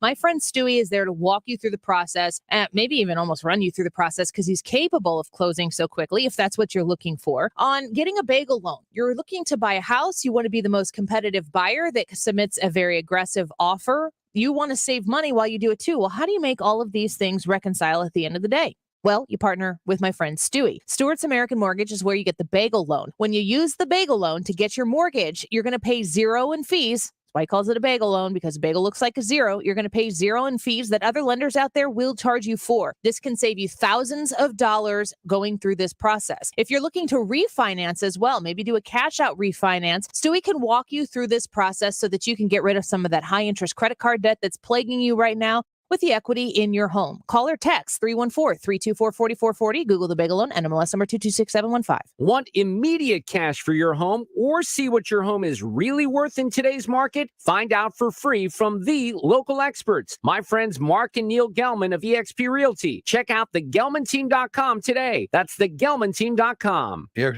season coming upon us, and it's $89 to have us come out and make sure the best we can that you're set for summer. I cannot predict how long your furnace or air conditioner will last. If I could, I would be making this commercial from the Caribbean and I would have billions of dollars.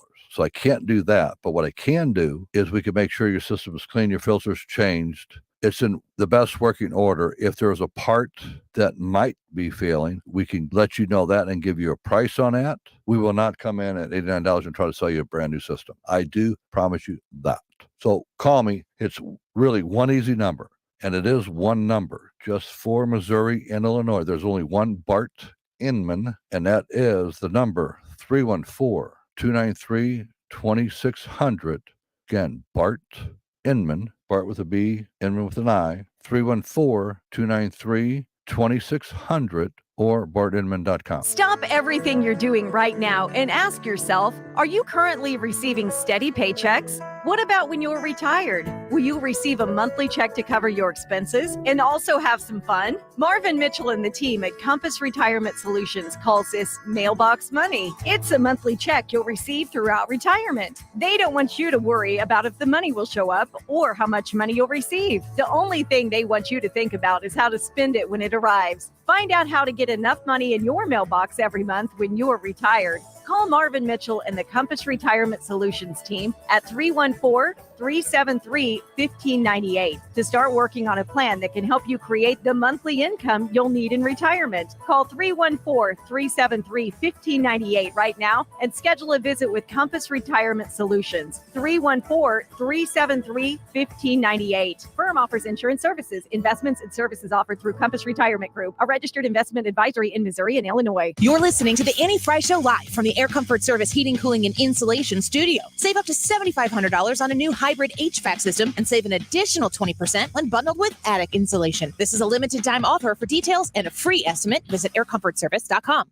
Big ideas, real debate, solid entertainment. You found it here. St. Louis's home for conservative talk. 97.1 FM Talk.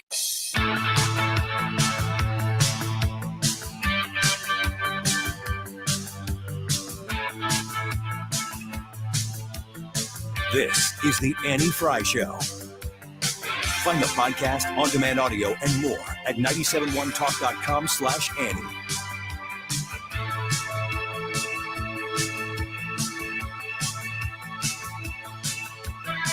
I walk along the avenue.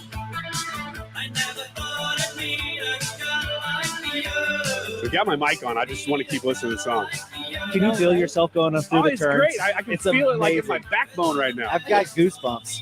If you don't know what we're talking about, the Annie Frey Show, the four of us took a trip to Disney World at the beginning of this month to celebrate the 5-year anniversary of the show. And you guys had never been to Disney World, at least since you were a kid. I like it, not because of Disney, but because I just love theme parks. And it is the Cadillac of theme parks. Yeah. And there was a new ride called Guardians of the Galaxy Cosmic Rewind in Epcot that I had not ridden. And we all rode together. And there's a great Epcot? Yeah. You didn't know where we were half the time, I did didn't you? care where we were. We were in I Disney. did not care. But we all got to ride that ride together. And is it on our Instagram, the picture? Yeah, we do have a picture posted on our Instagram at the Annie Fresh on Instagram of us on this ride while this song was playing. We look insane. Because the ride was insane. The ride is insane. It is so fun. I no spoilers here. I don't want to try to ruin it for you, and I don't think I can. But when it launches you, it feels like it's going to be a normal roller coaster. And then once you get out into the middle of the roller coaster, the carts turn. Yeah. So it's not like one of those traditional just snake roller coasters. Your carts are kind of spinning and turning, and they're playing a song, and you never know which song you're going to get. There's about 8 different songs. That's the one that we got our first time Yeah, riding. the first one we got I Ran, and then the second time we got Everyone Wants to Rule the World, and it was so cool. I'll never listen to either one of those songs the same again. I can feel myself like, why? Like, I don't even know. It's incredible because I've never felt that way. Like, I've never had a song invoke like memory and emotions like that, but it's just so cool. You know what I feel sad about? This is a weird thing that's personal to me, that I've had 2 sinus surgeries and I can't smell as well as I used to because I've just had Roto-Rooter in my sinuses. And everybody says your emotions and your memories are tied most closely to smell. And so there are moments that I know people, they'll go, oh, this smells like grandma's house. And I'm like, I have no idea because I can't smell anything anymore. That's sad. Isn't it? Yes. The one thing, actually 2 things that I can smell better than any, it's like whatever they did to me, they affected certain parts of the smell. And like, I can't smell flowers, but I absolutely can smell marijuana and cigarette smoke. That is the one thing they left intact. I can spot that a mile away. So thank you very much, Dr. Whoever you are. When I got COVID in 2020, all my smell got messed up or whatever, and all coffee smelled like weed to me, like extremely strong. And I used to really enjoy the smell of coffee. I'd go into a coffee shop or whatever, and I would just like to sit in there. I like the smell, like the ambiance. Well, when I got COVID and for a bit after, I couldn't because it just smelled like I was in a, what is that place even called? A dispensary. Dispensary, yeah. I was overloaded with it, and I couldn't handle it. Does anybody have any lasting effects? Have we all had COVID? I had COVID.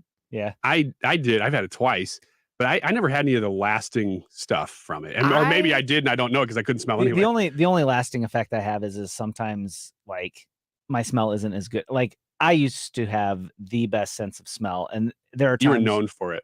Yeah, it was legendary. There are times when it comes back and like I can smell the rubber on the soles of my shoes. And really? Yeah. But so now I'm just normal. I lost my superpowers, but that's what my life was, is like you could smell anything at any time. You're like, oh boy. I completely lost my taste and smell for over 2 weeks, and it drove me crazy. The part that made me most angry was when I would take a shower, I couldn't smell my soap. So I just like, I couldn't tell if I smelled bad. I couldn't tell if I smelled good. It drove me crazy. So it was gone for a while, and then I couldn't eat chicken. Chicken tasted like poison for a long time. You were here when that happened, wasn't it? No. No, I thought I remember you going through an anti-chicken phase here. Maybe that was separate. No, I'm on an anti-egg phase now because I used to eat eggs. That was all I ate for lunch every single day was eggs. And now I can't eat eggs because I ate too much of them. So I'm on an anti-egg thing right now, but I'll get over it. I don't know how you do it. You eat the right same thing so many times in a row. I don't know how you have that discipline. Yeah. 'Cause I can't do that. Meal prep life. If you know, you know. That is meal prep life. So here's a story that we talked about probably, let's see, I pulled up the story. It's from April 5th. So we're talking about almost 2 months ago now. And when we brought it up, you probably are like, well, I mean, you're in Illinois or you're in Missouri. This is North Carolina. It doesn't seem like it's a big deal. But yet here we are 2 months later talking about the ramifications of this story. And it is kind of a big deal. It's not going to personally affect you unless you move to North Carolina. Understand. But here it is from CNN Politics, April 5th. North Carolina Democrat switches parties, giving Republicans a veto-proof supermajority in the state House. That's important because there just so happens to be a Democrat governor of North Carolina right now. So Republicans having a veto-proof supermajority, that's a weird circumstance that doesn't happen very much, first of all, where you got a governor of one party and a supermajority of the other. That's rare. But it only happened because this woman, State Representative Tricia Cotham, switched allegiances, switched from a Democrat to, and in a very blue district too, that went by 20 points to Democrats. She switched over one issue. You know what that issue was? Was it school choice? It was school choice. She said, I believe so strongly in this issue that she may be honestly sacrificing her own political career for it, because if she won that district as a Democrat that went by 20 points, she's got to know that unless the allegiance is to her personally, if it's to party, she's done. Yeah, she's not going to re-win. Or unless they support her stance on school choice, and she saw it as a way to get reelected. Which is possible, because school choice is very, very popular. And I see, the thing is, though, what I don't understand, and maybe there's a very good reason for this, why did she have to flip parties to support that? Seems like you could have just cast your vote for it if you wanted to, but maybe there's some rule that she had to switch parties for. Well, here's what's happening now that they did pass school choice in North Carolina. The Democrat governor today is saying this. Hi, everybody. It's time to declare a state of emergency for public education in North Carolina. There's no executive order like with a hurricane or the pandemic, but it's no less important. It's clear that the Republican legislature is aiming to choke the life out of public education. I'm declaring this state of emergency because you need to know what's happening. If you care about public schools in North Carolina, it's time to take immediate action and tell them to stop the damage that will set back our schools for a generation. Now, I don't necessarily want to go into all of the ridiculous arguments he was making about school choice killing public schools, which is just false. But what he's doing is saying the legislature of the state did something, duly elected legislature. They have the right to do that. Now, I am, as a king, going to declare an emergency order over nothing. There is no emergency other than a policy decision was made. I'm going to declare an emergency to try to stop that policy from happening. This is very far out there. This is not the constitutional system that we have. It's being abused. Now, I don't have any illusions that he's going to be successful in that, but that's how far they're willing to go to, quote unquote, save democracy, is to destroy democracy, go around democracy. It's ridiculous. It is ridiculous. All right, this is the Annie Frey Show. Just thought you should be updated on the ramifications of that little party switch that we reported on a while ago. Tricia's coming in for the 2 o'clock hour. Stick around. We'll be right back. The Diamond Shop is your friendly neighborhood jeweler. And when I have gone into the Diamond Shop for a specific purpose, I was looking for something for my husband. A few years ago, I was looking for a tie tack.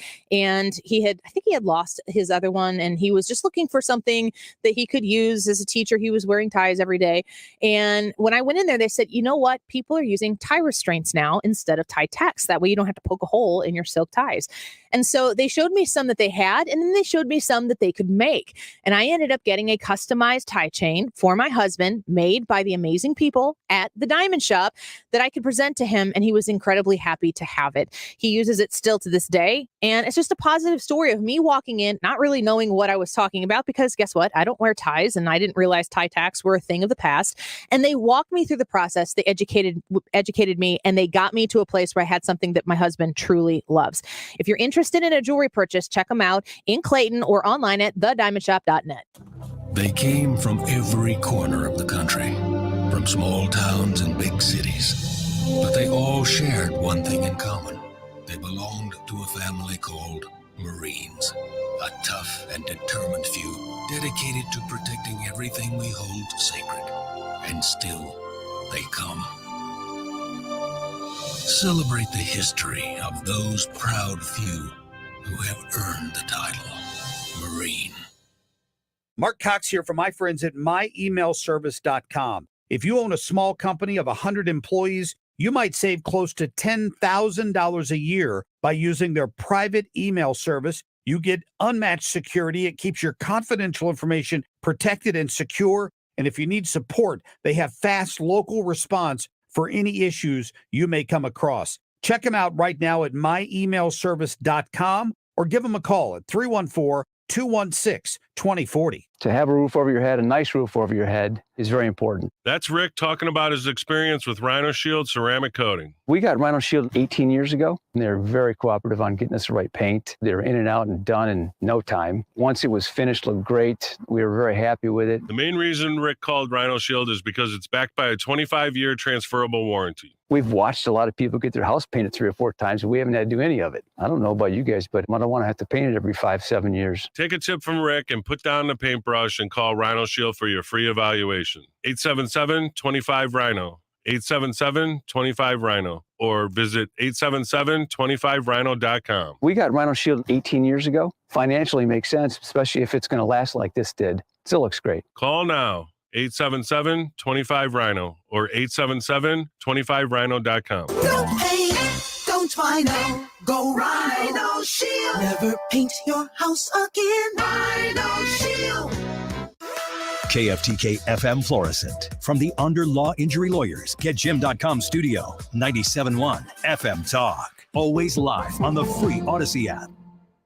Reassurance from the president. Lisa Brady, Fox News. With the U.S. as little as 1 week away from defaulting on debt, President Biden says he believes an agreement will be reached, though he also suggests raising the debt ceiling isn't up for debate. Now, I want to be clear that the negotiations we're having with Speaker McCarthy is about the outlines of what the budget will look like, not about default. It's about competing visions for America. The White House also continues to accuse Republicans of extreme proposals for spending cuts. House Speaker Kevin McCarthy says spending next year can't be more than this year and that he's directed his team to work 24/7 on lingering disagreements. The president speaking in the Rose Garden, where he has just nominated Air Force Chief of Staff General C.Q. Brown to be the next Joint Chiefs Chairman, calling him a fearless leader and unyielding patriot. General Brown is chairman.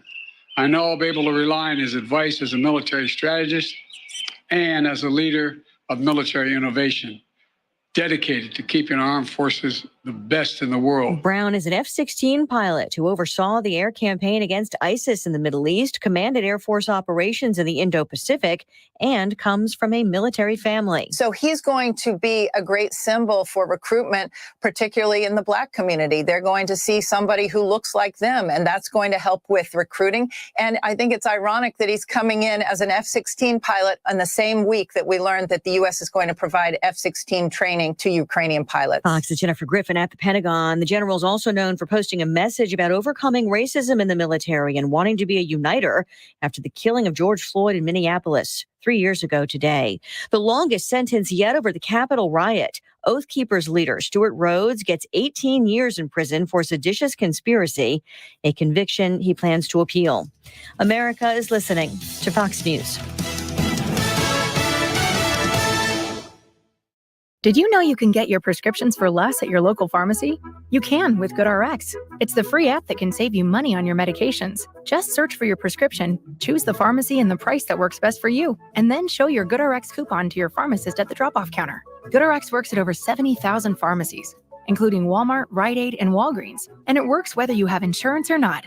It's easy to save. Next time you drop off your prescription, check GoodRx. To start saving today, go to GoodRx.com. GoodRx is not insurance. Jesse Kelly here. I'm not a financial expert, but I do look for solid investment opportunities for investment growth and protection against loss. I do know that putting all your eggs in one basket is not a good financial plan. Securing your IRA or 401k with real gold and silver with Oxford Gold is as easy as 1, 2, 3. Or you can buy precious metals and keep them in your safe. One app, one call, and you pick your precious metals. That's 833-404-GOLD. That's 833-404-GOLD.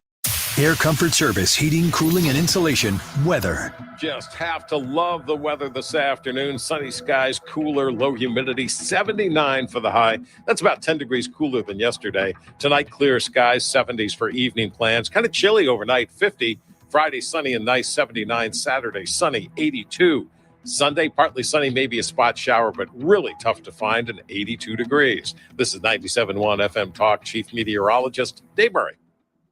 Thomas Helbig and the Retirement Advisory Group work hard to make sure that your worry-free retirement is just within reach. Well, it starts with a conversation. It starts with going to talk to Thomas Helbig, sit down for a no-cost, no-obligation retirement review, and have a discussion with him. Find out what he can do to make sure that you don't have to fret about where your retirement is headed. It's different to be at that place where you are no longer saving, and you have to be at a place where you can pay yourself for living. And when you have dreamt and dreamt and dreamt about what retirement is going to look like for you, you want to make sure that it's going to be there to work for you the way you expected it. You can call them at 314-993-9494. That's 314-993-9494. And schedule that appointment today. It doesn't cost you anything. You can make the decision when you're done and say, yeah, this is what we've been looking for, or move on. I think you're going to love the fact that now you know Thomas Helbig and the Retirement Advisory Group. RetirementKey.com. If you're thinking about selling your St. Louis area home, you might be overwhelmed by the process, especially in this market. Mark Cox here. I strongly recommend you call and spend 5 minutes getting to know Gloria Liu with Your Home Sold Guaranteed Realty. Gloria understands you have questions and that selling your home can be stressful. She has mastered the home selling process with her Guaranteed Sold program. It simply states Gloria will sell your home at your agreed to price and time frame, or Gloria will buy it. So what's her secret? Gloria already has the buyers. The fact is your home may already be sold. Let Gloria show you how she nets her home sellers more money and how she sells faster on average. Need more proof? Check out Gloria's 5-star reviews and get moving. Call Gloria Liu today at 314-325-6888. That's 314-325-6888, or visit GloriaHasTheBuyers.com. Conditions apply. Gloria and the seller must agree on price and possession date. St. Louis physician Dr. Abicki created Neovitin 15 years ago to help support his own nutrition when he needed it most. Since then, Neovitin has helped thousands of people support their daily nutrition with sensible doses of vitamins, minerals, antioxidants, and Dr. Abicki's proprietary blend. If you're ready to join many St. Louisans in supporting their nutrition, give Neovitin a try. You can find Neovitin at your local Schnucks, Deerbergs, and online at neovitin.com. There are over 10,000 reasons why steel is not sold at Lowe's or the Home Depot. Find tools for the job site or your own backyard at over 10,000 authorized local steel dealers. Find yours at steelusa.com. Lowe's and the Home Depot are trademarks of the respective companies. If you owe the IRS, you have a legal issue, and you need the Lance Drury Law Firm. We'll protect your rights. Log on at lancedrurylaw.com or call us toll-free at 888-367-6512. Fact-checking the mainstream media daily. St. Louis's home for conservative talk. You found it here. 97.1 FM Talk. That is exactly what I needed to hear. Thank God someone here knows what they're talking about. That's us. That's right. Gotta love this American ride. Right, you need to take the time and get the full picture. Come on, turn the radio on. It's Saturday and I won't be long. Don't get me wrong, I love the ladies. I mean, they rev my engine, but they don't belong in the newsroom. It is Anchor Man, not Anchor Lady. What do you want from me? I'm not America's sweetheart. Goodness sake, kid. Keep your voice down. Your father's listening to the radio. I'm not America's sweetheart. This is the Annie Frey Show. This is the Annie Frey Show, minus Annie today. The rest of the crew, we are taking over the show, and we're doing a great job, I might add. Thank you for being here. Brad and Hannah, and now Tricia has joined us in studio. She has not worn her headphones, so I may want to play one of those things that we did to you a while ago. Yeah, I Except don't that have it that says, handy because that Yeah, was that used doesn't go on the against board, me. Ryan. Thank you, Hannah. yeah. Yeah. Well, it's also specific to Hannah. So it would say, Hannah's not wearing her headphones, which wouldn't be a great joke for you. Not great. I did ask you to not play any audio on this radio show. We're totally not playing audio right now. Yeah, we're not. There is no hardcore music bed happening right now. I've just Yeah, there's nothing. Don't worry about it. That I am getting all the information. Yeah, about the headphones. you are. Nothing is happening on the air. Nothing is playing. So nice of you guys. Doesn't matter. There is one story that the audience clearly loves that I want to talk about. You don't know what we're referring to, so don't worry about it. I don't know what you're talking about either. Yeah, none of you do. Hannah. I'm springing this on you. You keep throwing all these things. Hey. Screw the show sheet. Nothing's on it today. Heaven forbid we planned. Hey, no, we did exactly what we said we were going to do, which is have two guests when we had them. Outside of that, we can do anything we want. All right. Story. Tucker Carlson. We have talked about Tucker Carlson a lot in the last couple of weeks. However, not much recently because nothing's happened. Tucker Carlson disappeared from Fox News. He was arguably the most influential news person or opinion maker in the country. I'm not familiar with his work. Okay. So he was on a station called Fox News. Is that like a network or a local? Yes and yes. They're local to New York. I kid. Tell me about this Tucker thing. Oh, you're kidding. Yeah. It's I mean, it was funny. Even without headphones, it was great. Hilarious. Super funny stuff. So Tucker Carlson let go. We still don't know exactly why, although a lot of rumors have spread that it had to do with the Dominion lawsuit and stuff. We have no idea. And he hasn't said anything. I mean, he has really said almost nothing since then. He came out with his one video that just said, I will be back. And that's it. He's coming back on Twitter. Yeah. But is that it? I mean, there's all the speculation. We did a YouTube poll about, is he going to run for president? You know, I mean, like all this stuff. Here's the news. Tucker Carlson has sent a cease and desist to a group calling for him to run for president. I saw something about a PAC. It seems pretty severe. It says, it's a super PAC. Recently fired Fox News host sent a cease and desist letter to Draft Tucker PAC, a group that ran ads on Newsmax calling on Carson to run for president. So it seems pretty obvious that he's not going to run for president. Does that surprise anybody? No, I'm not shocked that Tucker Carlson is not running for president. I don't know. I mean, a lot of people thought that there was a real possibility there for a while. I do feel bad for these people that that question was rhetorical. Ryan's like, me. No, it wasn't Come on, me. Ryan. No, Ryan was donating to that pack. Hey, shut my pack A lot now. of eggs in that Hurt basket. my feelings. Now I get to host the show, and I want to talk about it. I do feel bad for whoever put money behind that. And then Tucker's people were like, yeah, no. And not only, yeah, no, we're like coming at you legally. Like for real, no. No, for real. Right. Shut it down. That's what was surprising is that why wouldn't you just let him? I mean, it just makes people talk about you more.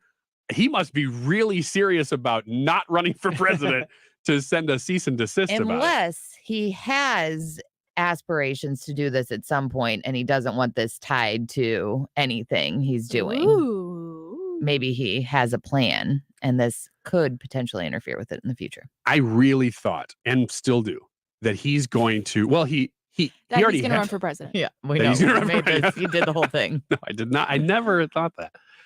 That he was going to start a Daily Wire. I mean, he already has a Daily Caller, so it's not as if that would be a long shot.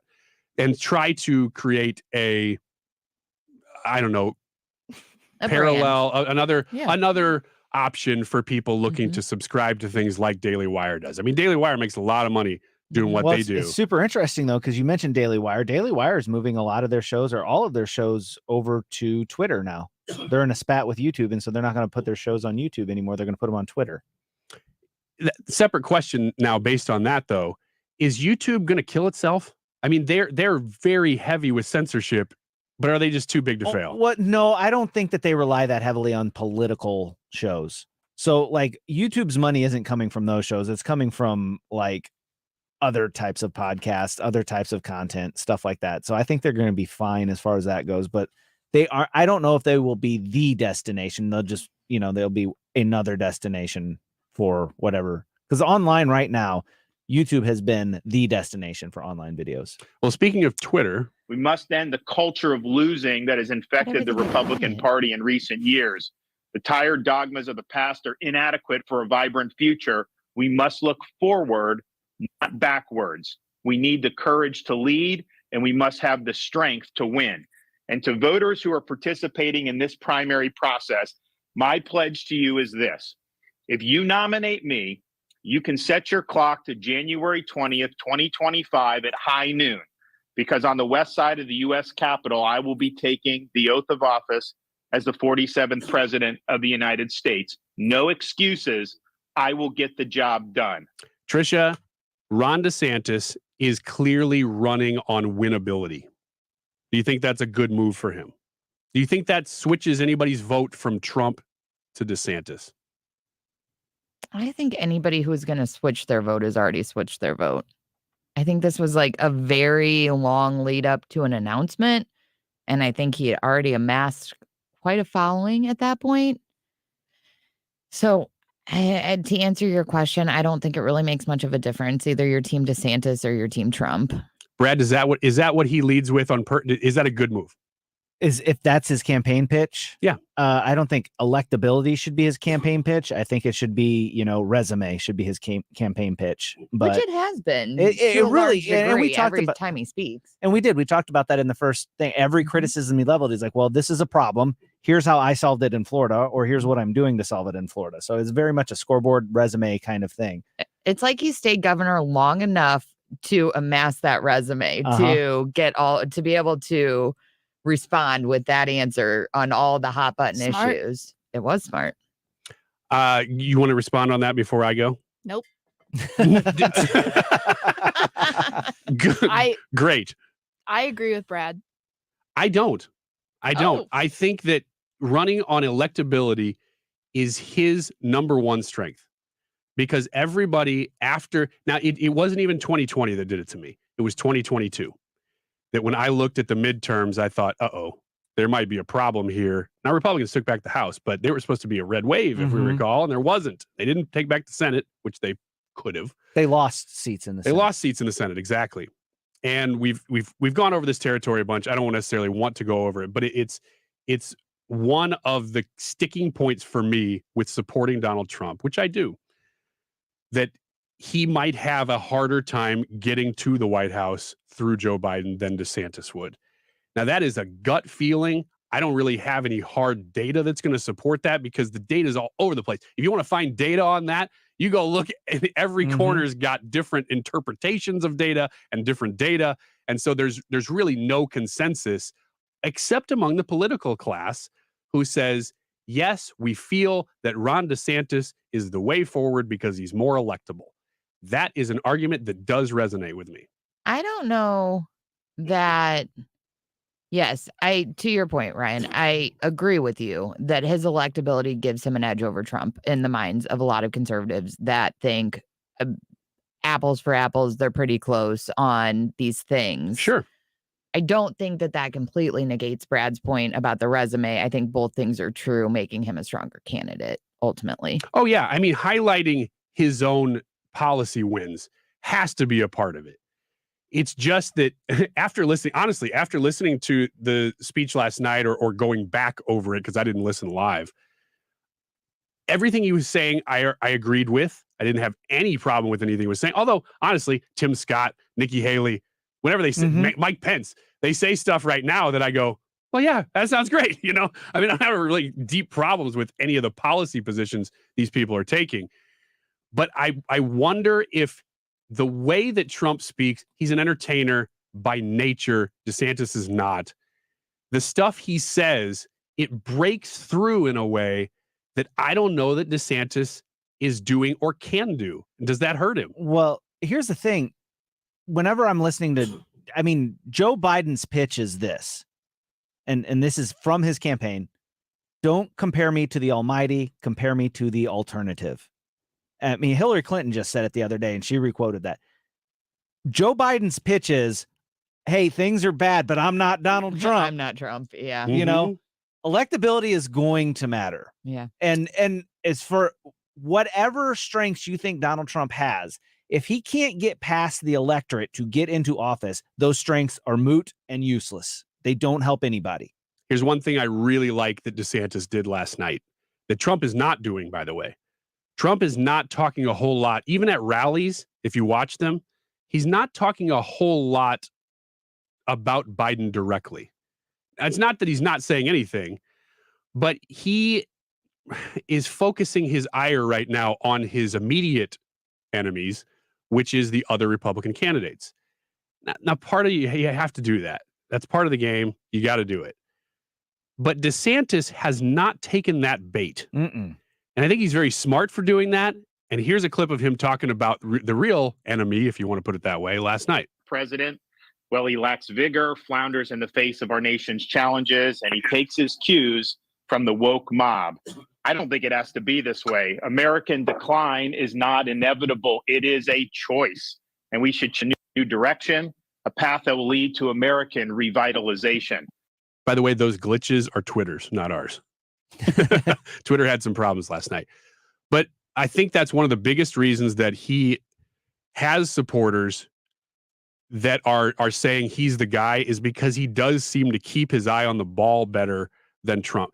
Trump is, if he's a home run hitter, but he swings and strikes out a lot. He swings at everything. Whereas DeSantis, also a home run hitter, but much more disciplined at the plate, wouldn't you say? Oh, for sure. I mean, but I think that's part of why people like Trump. You never, he's going to take the swing, and if he can hit you with the kitchen sink, he's going to hit you with the kitchen sink. I agree. Sometimes, and when he lands, people are like, yeah! Yeah. I mean, he's fun to watch. It's fun to watch somebody get up there, and okay, this guy is either going to strike out in 3 pitches or he's going to hit it out of PNC Park. But the question is when, to continue the baseball analogy, you get tired of the guy who can hit the ball 600 foot, but strikes out 3 out of 4 at bats. But that one at bat, he smokes it. But if he strikes out the other 3 times, he's not good for your baseball team. It's true. It's true. And I think that's a huge difference between those two, because we actually said earlier in the show, the policy differences between these two are probably not much. They're trying to highlight them. They're trying to get us to focus on them. And ultimately, the more I focus on it, the more I go, yeah, but the other guy's kind of the same. They're not really far apart, but they would be different in the way that they run.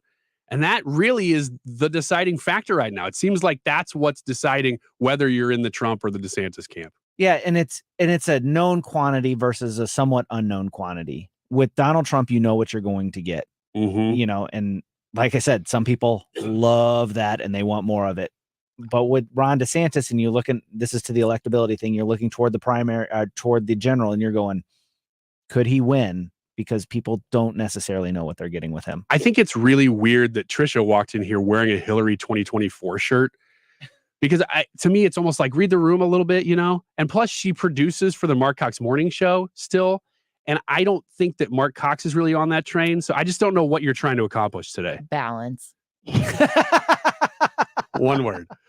All right. Well, Tricia is in studio, and we're going to do Annie or You're Okay without Annie coming up next. That should be fun. I'll, of course, answer on her behalf whether she would be okay with things, which I have a lot of fun doing.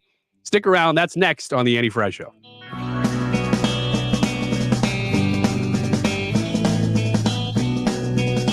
You're listening to the Annie Frey Show on St. Louis's home for conservative talk. Walk around the world to ease my troubled mind. I left my body lying somewhere in the sands of time. But I watch the world float to the dark side of the moon. I feel there's nothing I can do.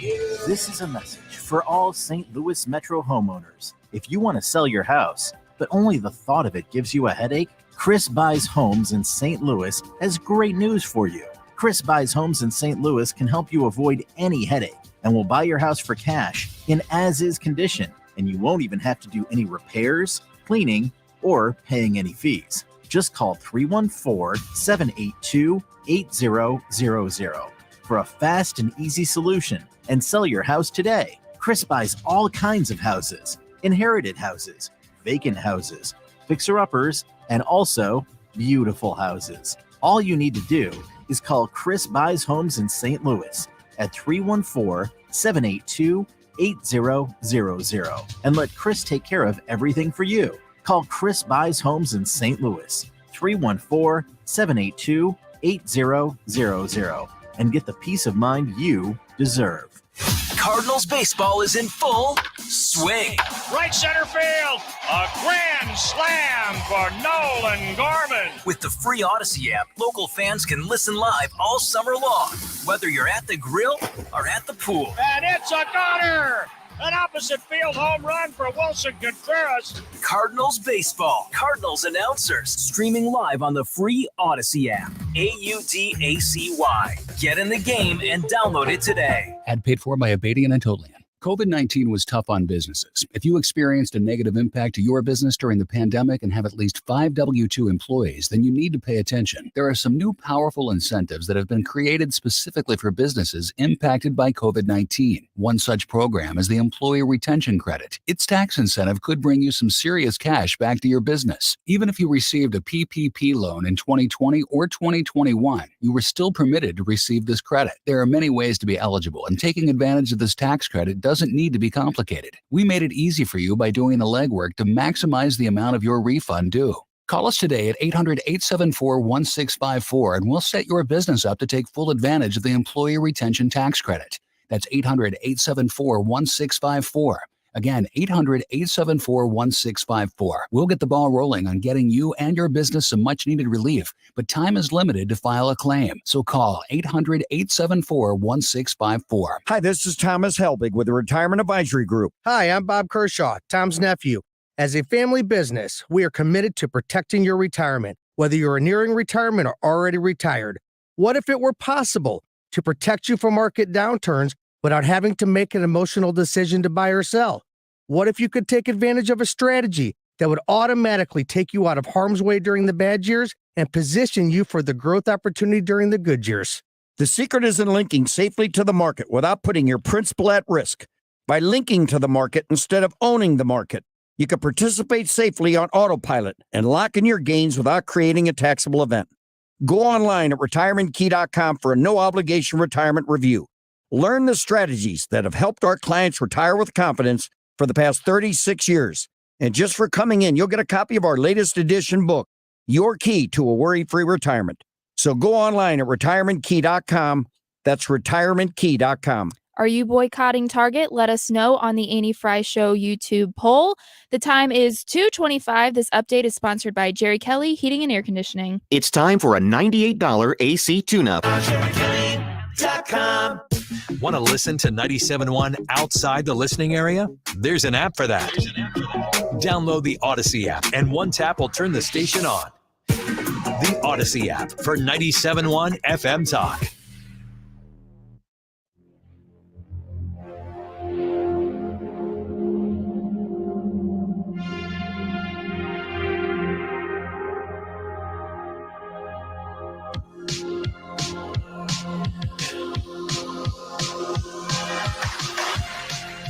You're listening to The Annie Frey Show. Find the podcast, on-demand audio, and more at 971talk.com/Annie. I've been trying to call. I've been on my own for long enough. I have a feeling that if you traveled back in time and you played this song for people in the past and said, this is what the future would be like, they'd be like, yeah, totally. That's what I believe that. That's a good point. I also saw you moving and shaking a little bit. Yeah. You a weekend fan? That's what I do. Is this the weekend? I didn't even know. I like this song. Yes.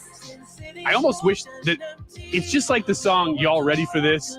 You know, that song has lyrics and they're terrible, that they just got rid of the lyrics for one verse of the song, and the only line is "Y'all ready for this?" I almost feel like people remember, though, yeah, right? I almost feel That like this sucks. song could exist without the lyrics too. If you just did the bing bing bing bing bing part at the beginning, you know what I'm talking about. Okay. All right, this is the Annie Frey Show. All right. It's the Thursday before a holiday. Get ready for tomorrow. There'll be a lot of this. Jeez. Andy's outside. I'm gonna have to book a bunch of guests. Please keep us on task. It's gonna be fun. Yeah, we're filling in for tomorrow too. If you're wondering where Annie is, she's just taking a long weekend, getting away a little bit and getting refreshed for the coming week. Tricia is in studio right now. She is here to do Annie, Are You Okay? Hannah. Yeah, I'm looking for it. I'm asking Brett. I'm like, where is don't the have headphones. I'm sounder? like, is it happening? Where No, is the it's not. sounder? I have the No. okay. If you're watching us on All right, here here we go. And now it's time to play Is Annie Okay With This? There you go. There it got is. I got the finger point. I know That what was happened. real smooth. Hey, Winnie.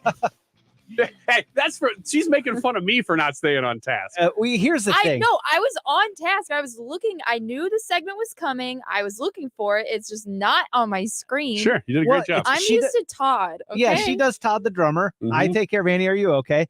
And we switched because we did X's and O's yesterday, and I was all struggling with that. Sounds like a lot of excuses. I don't know. Are you it's the guys truth, okay? though. No. There it is. Quietly. It was quiet too. It wasn't even loud. Subdued. He was scared to do it.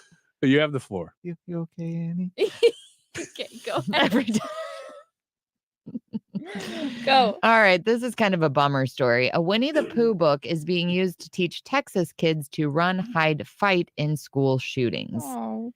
The Stay Safe book, produced by a law enforcement consulting firm in Houston, was sent home in backpacks of children. The book features Pooh instructing children about how to react in a mass shooting incident. It's not an official production, as Winnie the Pooh has been in public domain since 2022. I thought that was interesting. Annie Frey Show, are you okay with Winnie the Pooh educating on school shootings? No, although it's not officially sanctioned, but I mean, anybody can use Winnie the Pooh now for anything. That's why they're making those Winnie the Pooh horror movies. Have you seen that? It's terrible. I know Yeah. about But that. I just learned this, so I feel like we could have some fun with that. Yeah, and people are having a lot of fun with it. I would like to see. I mean, if you're gonna go for it, just put Pooh in every situation you could possibly find. Well, maybe I'm going a little far. You know what? I retract that statement. Let's not just do anything we want with Winnie the Pooh, because I feel like Poor Winnie. it's going to go in directions that I didn't intend. Annie is not okay with that. I don't know what I think on this. I can't believe that we're in the climate where that's like something that is prevalent, but Yeah. I think I might have to be okay with this. I'm kind of with Hannah on here. I hate that this is where we are, but we've used cartoons and whatnot to teach kids about all sorts of dangers out there. What was his McGruff, the crime dog, you know, and staying away from gangs and all that other stuff. Yeah, but McGruff did that. Winnie the Pooh just rolls around in honey. Yeah. Well, it seems like you're misappropriating the character. That was Winnie the Pooh before 2022. Winnie the Pooh now does whatever you now want. he's evil and all kinds of stuff. Yeah, I'm pretty sure one of the movies is like Winnie Goes to Hell. I'm like, oh yeah, they're all over the place. Whoa. Yeah, that is not a good role model, Winnie the Pooh. No, bad. I think I'm in support of this. Yeah, I'm in support of it as well. Do you guys support a man shooting his roommate over a Hot Pocket? Because that is our next story. A Kentucky man was recently... I don't know, give me the details. A Kentucky man was recently arrested after shooting his roommate for eating his food. According to the police report, victim states his roommate, Mr. Williams, got mad he ate the last Hot Pocket. The victim reportedly got shot in the butt while trying to escape the altercation. Here's the real question. Annie Frey Show, are you okay with other people eating your food without asking? No. Heck no. Okay, are you okay with this guy getting shot in the butt for doing it? I don't know. Have you ever had somebody, now let's not name names, but have you ever had anybody at work steal your food? Ooh, that's a different type of hurt. That's a different, I get mad because that is clearly Do you make wrong. a scene when somebody does that? If I catch him in the act, I do. And I did What once. about people hiding your food? We know that. Every time we've ever hidden your food, you have not liked Yeah, it. that's not funny. We hid, okay. Oh, you guys think it's so funny when you hide my things. We're not eating it. It's available. No, it's not available to you. It's my lunch. No, it's available to you. We're not eating it. They're not even hiding it well. I walked past Anna's desk the other day. This was a couple weeks ago. And she's got, I don't know, Domino's on her desk at 10 a.m. And I'm like, what's up? And she's like, this is Ryan's lunch. Brad's hiding it on my desk. Yeah. Like in the open. While you were walking circles around Anna's desk, who hid my food? Well, she's sitting there. You could smell it from a mile away. I just talked about how I can't smell very well. And also, I'm not looking to Anna as the person who stole the food. So I'm not searching That's her why desk. we hid it there. Yeah, obviously. It's a great hiding spot because Anna would never do something so horrible. Did you think Anna was eating boneless wings at 10 a.m.? I didn't care. You're She the can do only anything she person wants. that does that. She can do anything she wants. Look, here's the problem is that when this happens, it's usually Brad and maybe Annie. I've and done Hannah. it once. Well, I know that Annie's done it once too. And then there's this series of clues like, now you're in a choose your own adventure novel. It rhymes. Yeah. Like a scavenger hunt. Yeah. Look behind the book, which speaks of a great danger. You know, whatever. Like, what are you talking about? That. And I got to go into Tricia's office and find the most dangerous game propped up in her. It's right there. There's my domino. There's the thing. What was it? That was your ratings, wasn't it? Yeah. That we wrote that. And we put them in the freezer. Yeah. Great. Good stuff, guys. What was the original question? Are you okay with this guy getting shot in the butt for stealing food that wasn't his? Yes. Okay. Hey, real quick. There was a guy. Oh my God. When I was at UPN, when I was a TV station, there was a guy there, and I knew somebody has been drinking my juice. I brought a big bottle of V8 Splash. Ew. And I would have to. Hannah, are you okay with V8 Splash? No. Why? It's Why good. are you bringing that to work? Because it's juice. It's better than drinking soda all the time, right? Okay. I could have go drank on. water, but I didn't. I wanted V8 Splash. And so I had V8 Splash, and I would notice that it was like the next day I'd come in and it was lower than it was. And I'm like, well, I didn't do that. And then I started marking it just to make sure I wasn't crazy. And it was lower every single night. And so I had to stay at work late one night, and I walked in as one of the master control operators, was there drinking my juice out of the bottle. Oh, Out of that's the bottle. bad. That's bad. And I was Come like, on, guy. dude, it is over. And he was like, I'm so sorry. I'm so sorry.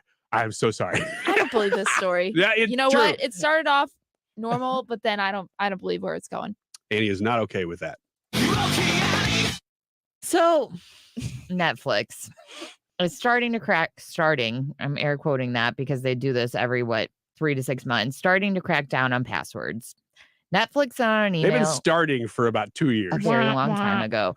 They sent out an email on Tuesday to their U.S. subscribers explaining the rules for account sharing, which is they don't want you to do it. It stated that accounts are intended to use. Wait, I need to read the bylaws. I'm shocked. Are they for this or against it? The fine print says, "Stop it. We want you to quit." You're supposed to have only one household per account, and they're sick of it. They encourage current sharers to transfer a profile to a new account and pay for it, or you can add an extra member for an additional $7.99 a month. As the rules are enforced, the company is expected to lose some subscribers, but eventually expects to move to help grow its subscriber base. Duh. All right. Right. Okay. My question is, are you okay with Netflix cracking down on password sharing? What are they going to lose by losing subscribers? The people that aren't paying for it? It's like, I'm going to unsubscribe because now I can't share my password with my neighbor. I don't think that's going to happen. My bigger question, though, is how are they going to know?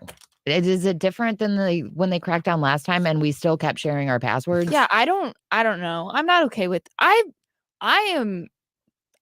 own no accounts of my own. I'm on my ex-boyfriend's Hulu's. Don't say this on the radio.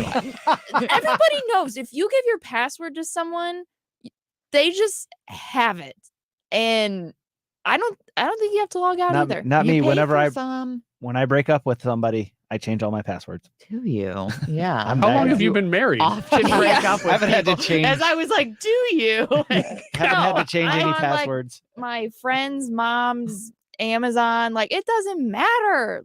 That's what accounts are for. No, I'm not okay with them cracking down because I'm going to be affected. I'm okay with it. Get your money. It's entertaining for me. I don't even have Netflix. Oh my gosh. Yeah, I'm okay with it. Okay. All right. Boring. It's just like those warnings at the beginning of all the movies, like, oh, you can't copy this. Remember that? All the VHSs. Different. You wouldn't rob a bank, would you? Yeah. Exactly. Those were so scary and so loud. They were so scary. And then they transferred that fear into cigarettes. For a long time, it was like truth ads all before the movies. Like, oh, here's somebody who's smoking. He's evil.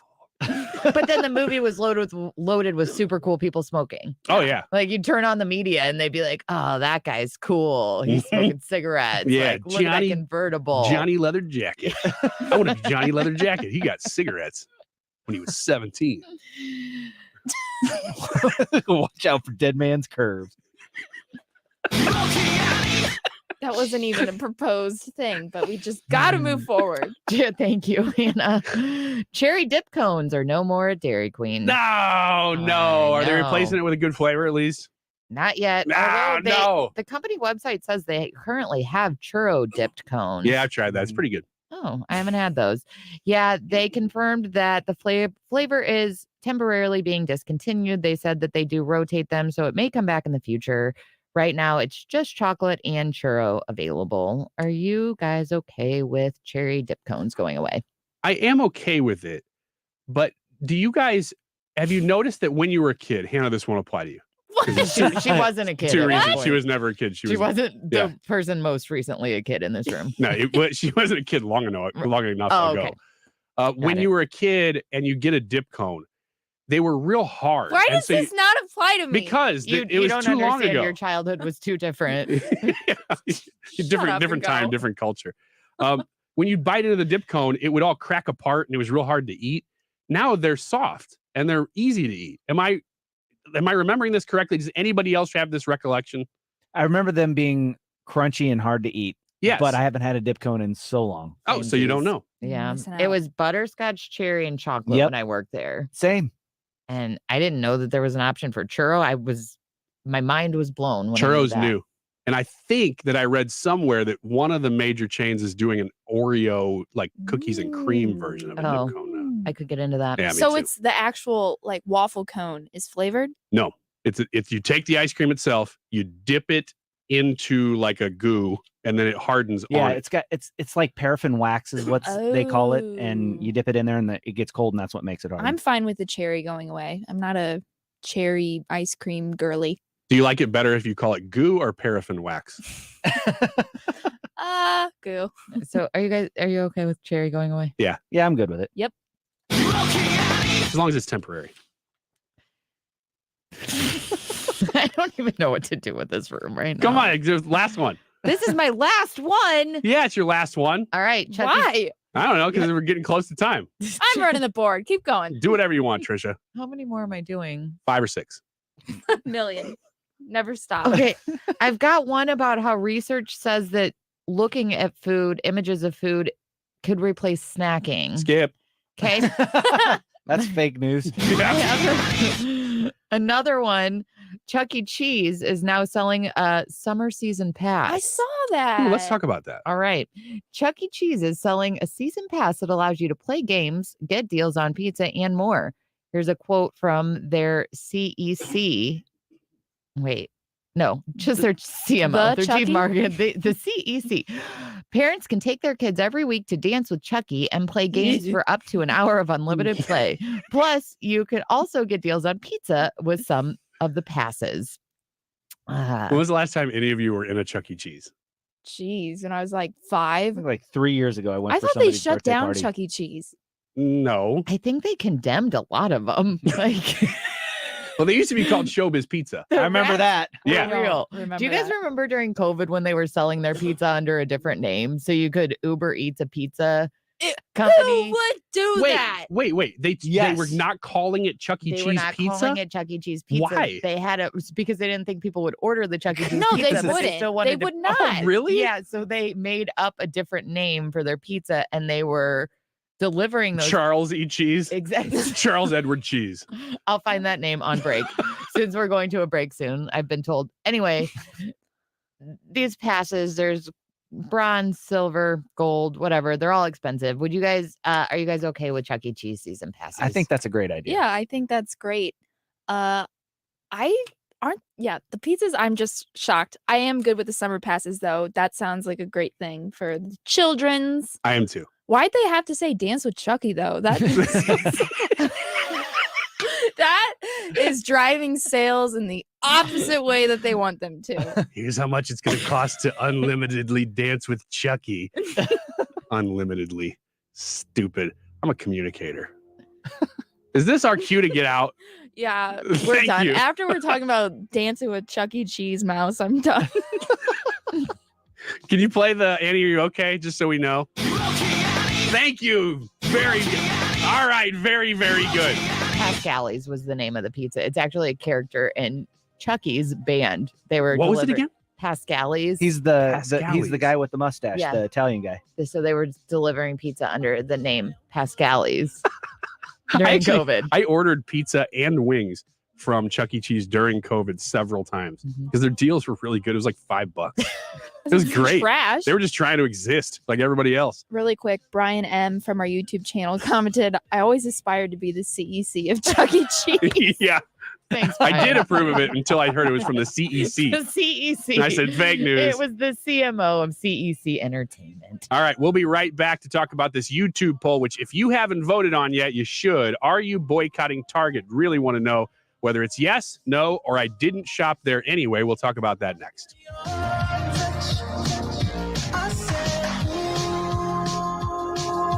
The Annie Frey Show is streaming online. Watch us live on YouTube and subscribe.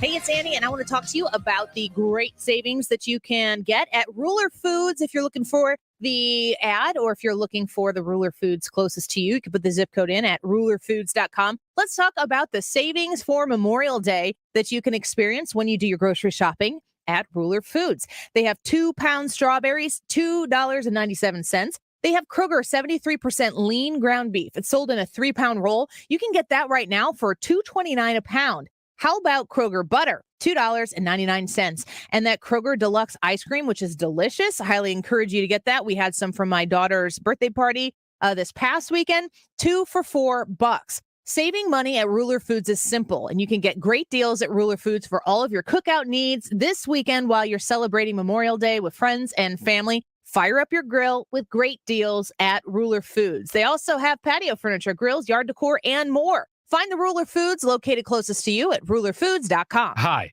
this is Brian with Velocity Home Buyers, and I buy houses cash. If you own a house and want to sell it fast at a fair price, call me at 314-782-3333. I can pay cash and close in as little as 7 days. I buy houses in any condition and any price range in the St. Louis area. I'm a private real estate investor who buys several houses a month, and I want to buy more. I buy inherited houses, divorce houses, behind in payment houses. I even buy my tenant won't pay me the rent houses. Do you own a house that needs updating, but you don't have the time or money for it? Great, because I love buying outdated houses. I buy vacant houses, job relocation houses, and foreclosure houses.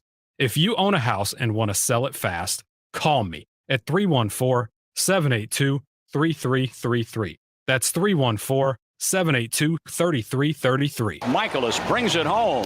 Swing and a miss. He struck him out. 6 strikeouts for Michaelis. Spend your Memorial Day at the ballpark with the Cardinals and the Royals. That day, 25,000 fans ages 21 and older will boost their fashion game with a Cardinals all-over print shirt. Thanks to Budweiser. That's Monday, May 29th, Memorial Day at the ballpark with the Cardinals, Royals, and the all-over print shirt. Great seats remain. Get your tickets today at Cardinals.com. The latest installment in the historic I-70 series is almost here. The Kansas City Royals make their only visit to Busch Stadium May 29th and 30th. The series kicks off on Memorial Day when 25,000 fans ages 21 and up will take home an exclusive all-over print shirt courtesy of Budweiser. Don't miss out. The Cardinals and the Royals as they battle it out for the title of Best in Missouri in the I-70 series May 29th and 30th. Great seats to remain for Memorial Day. Get yours at Cardinals.com. This is Paul Goldschmidt. Summer in St. Louis means baseball. Mark Reardon sees clearly thanks to Doctors Birdie and Maholtred Ophthalmology Associates. You can too. Go to youridoc.com today. That's youridoc.com or call 314-966-5000.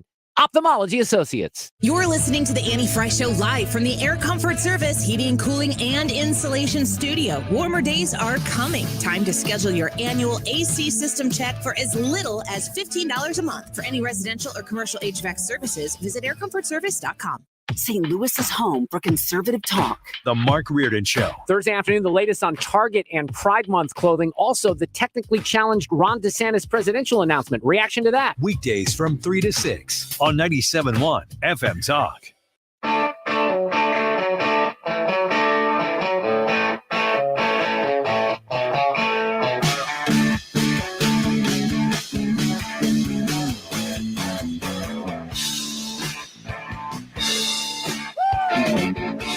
You're listening to the Annie Frey Show.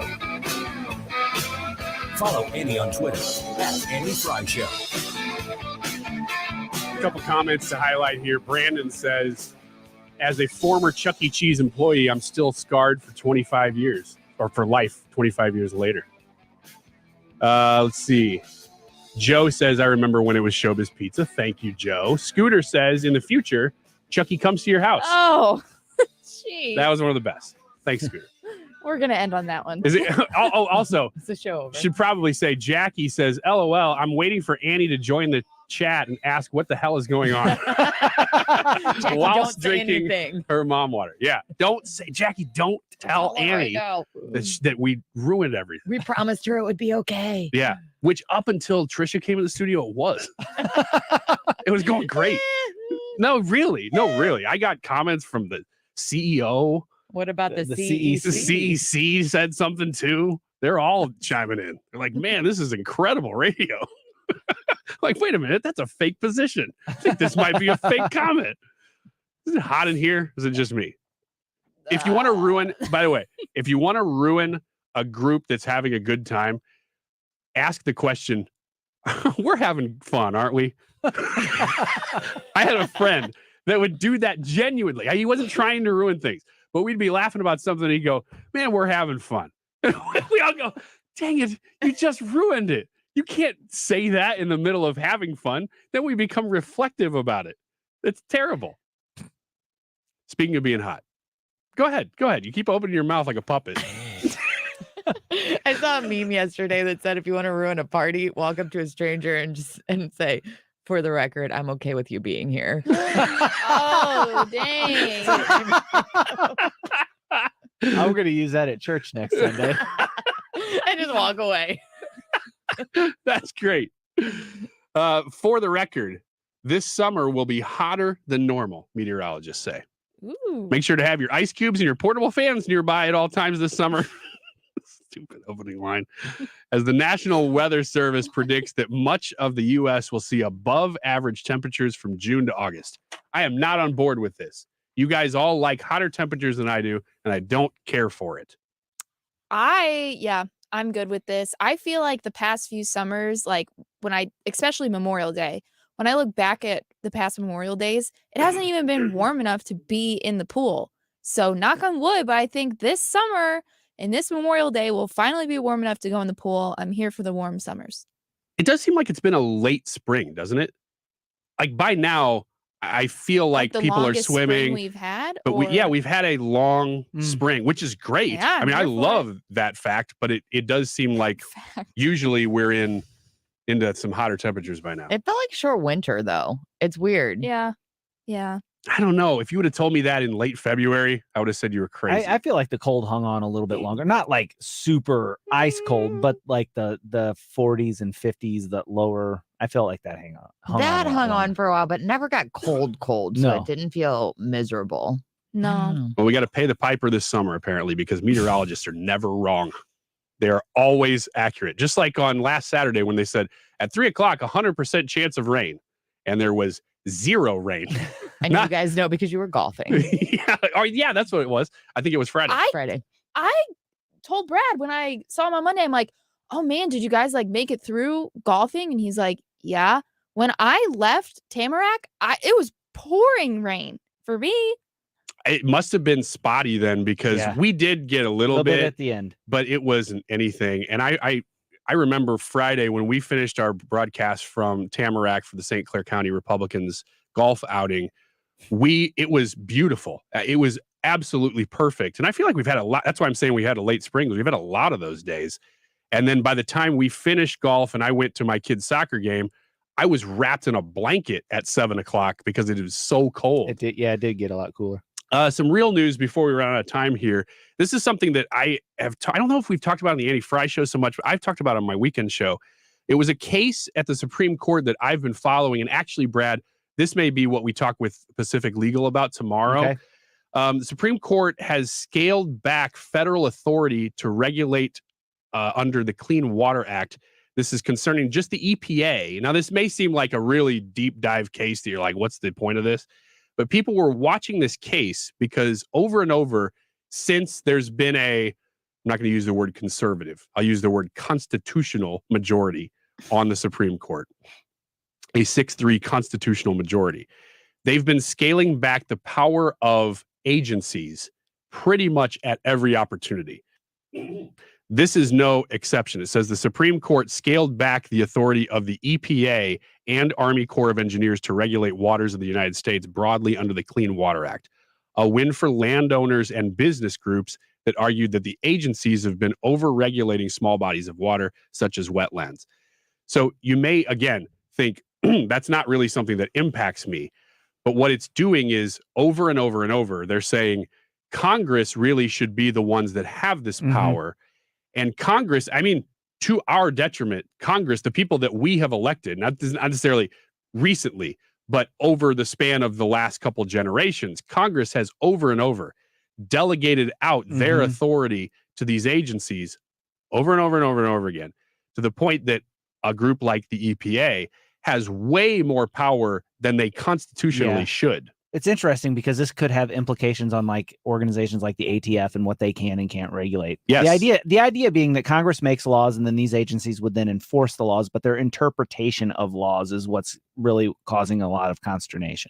And if you know anything about the financial industry, you'll know that organizations that regulate finances, for instance, they will just sort of make up new regulations. And in a lot of cases, they'll make up regulations that are only there to fund themselves.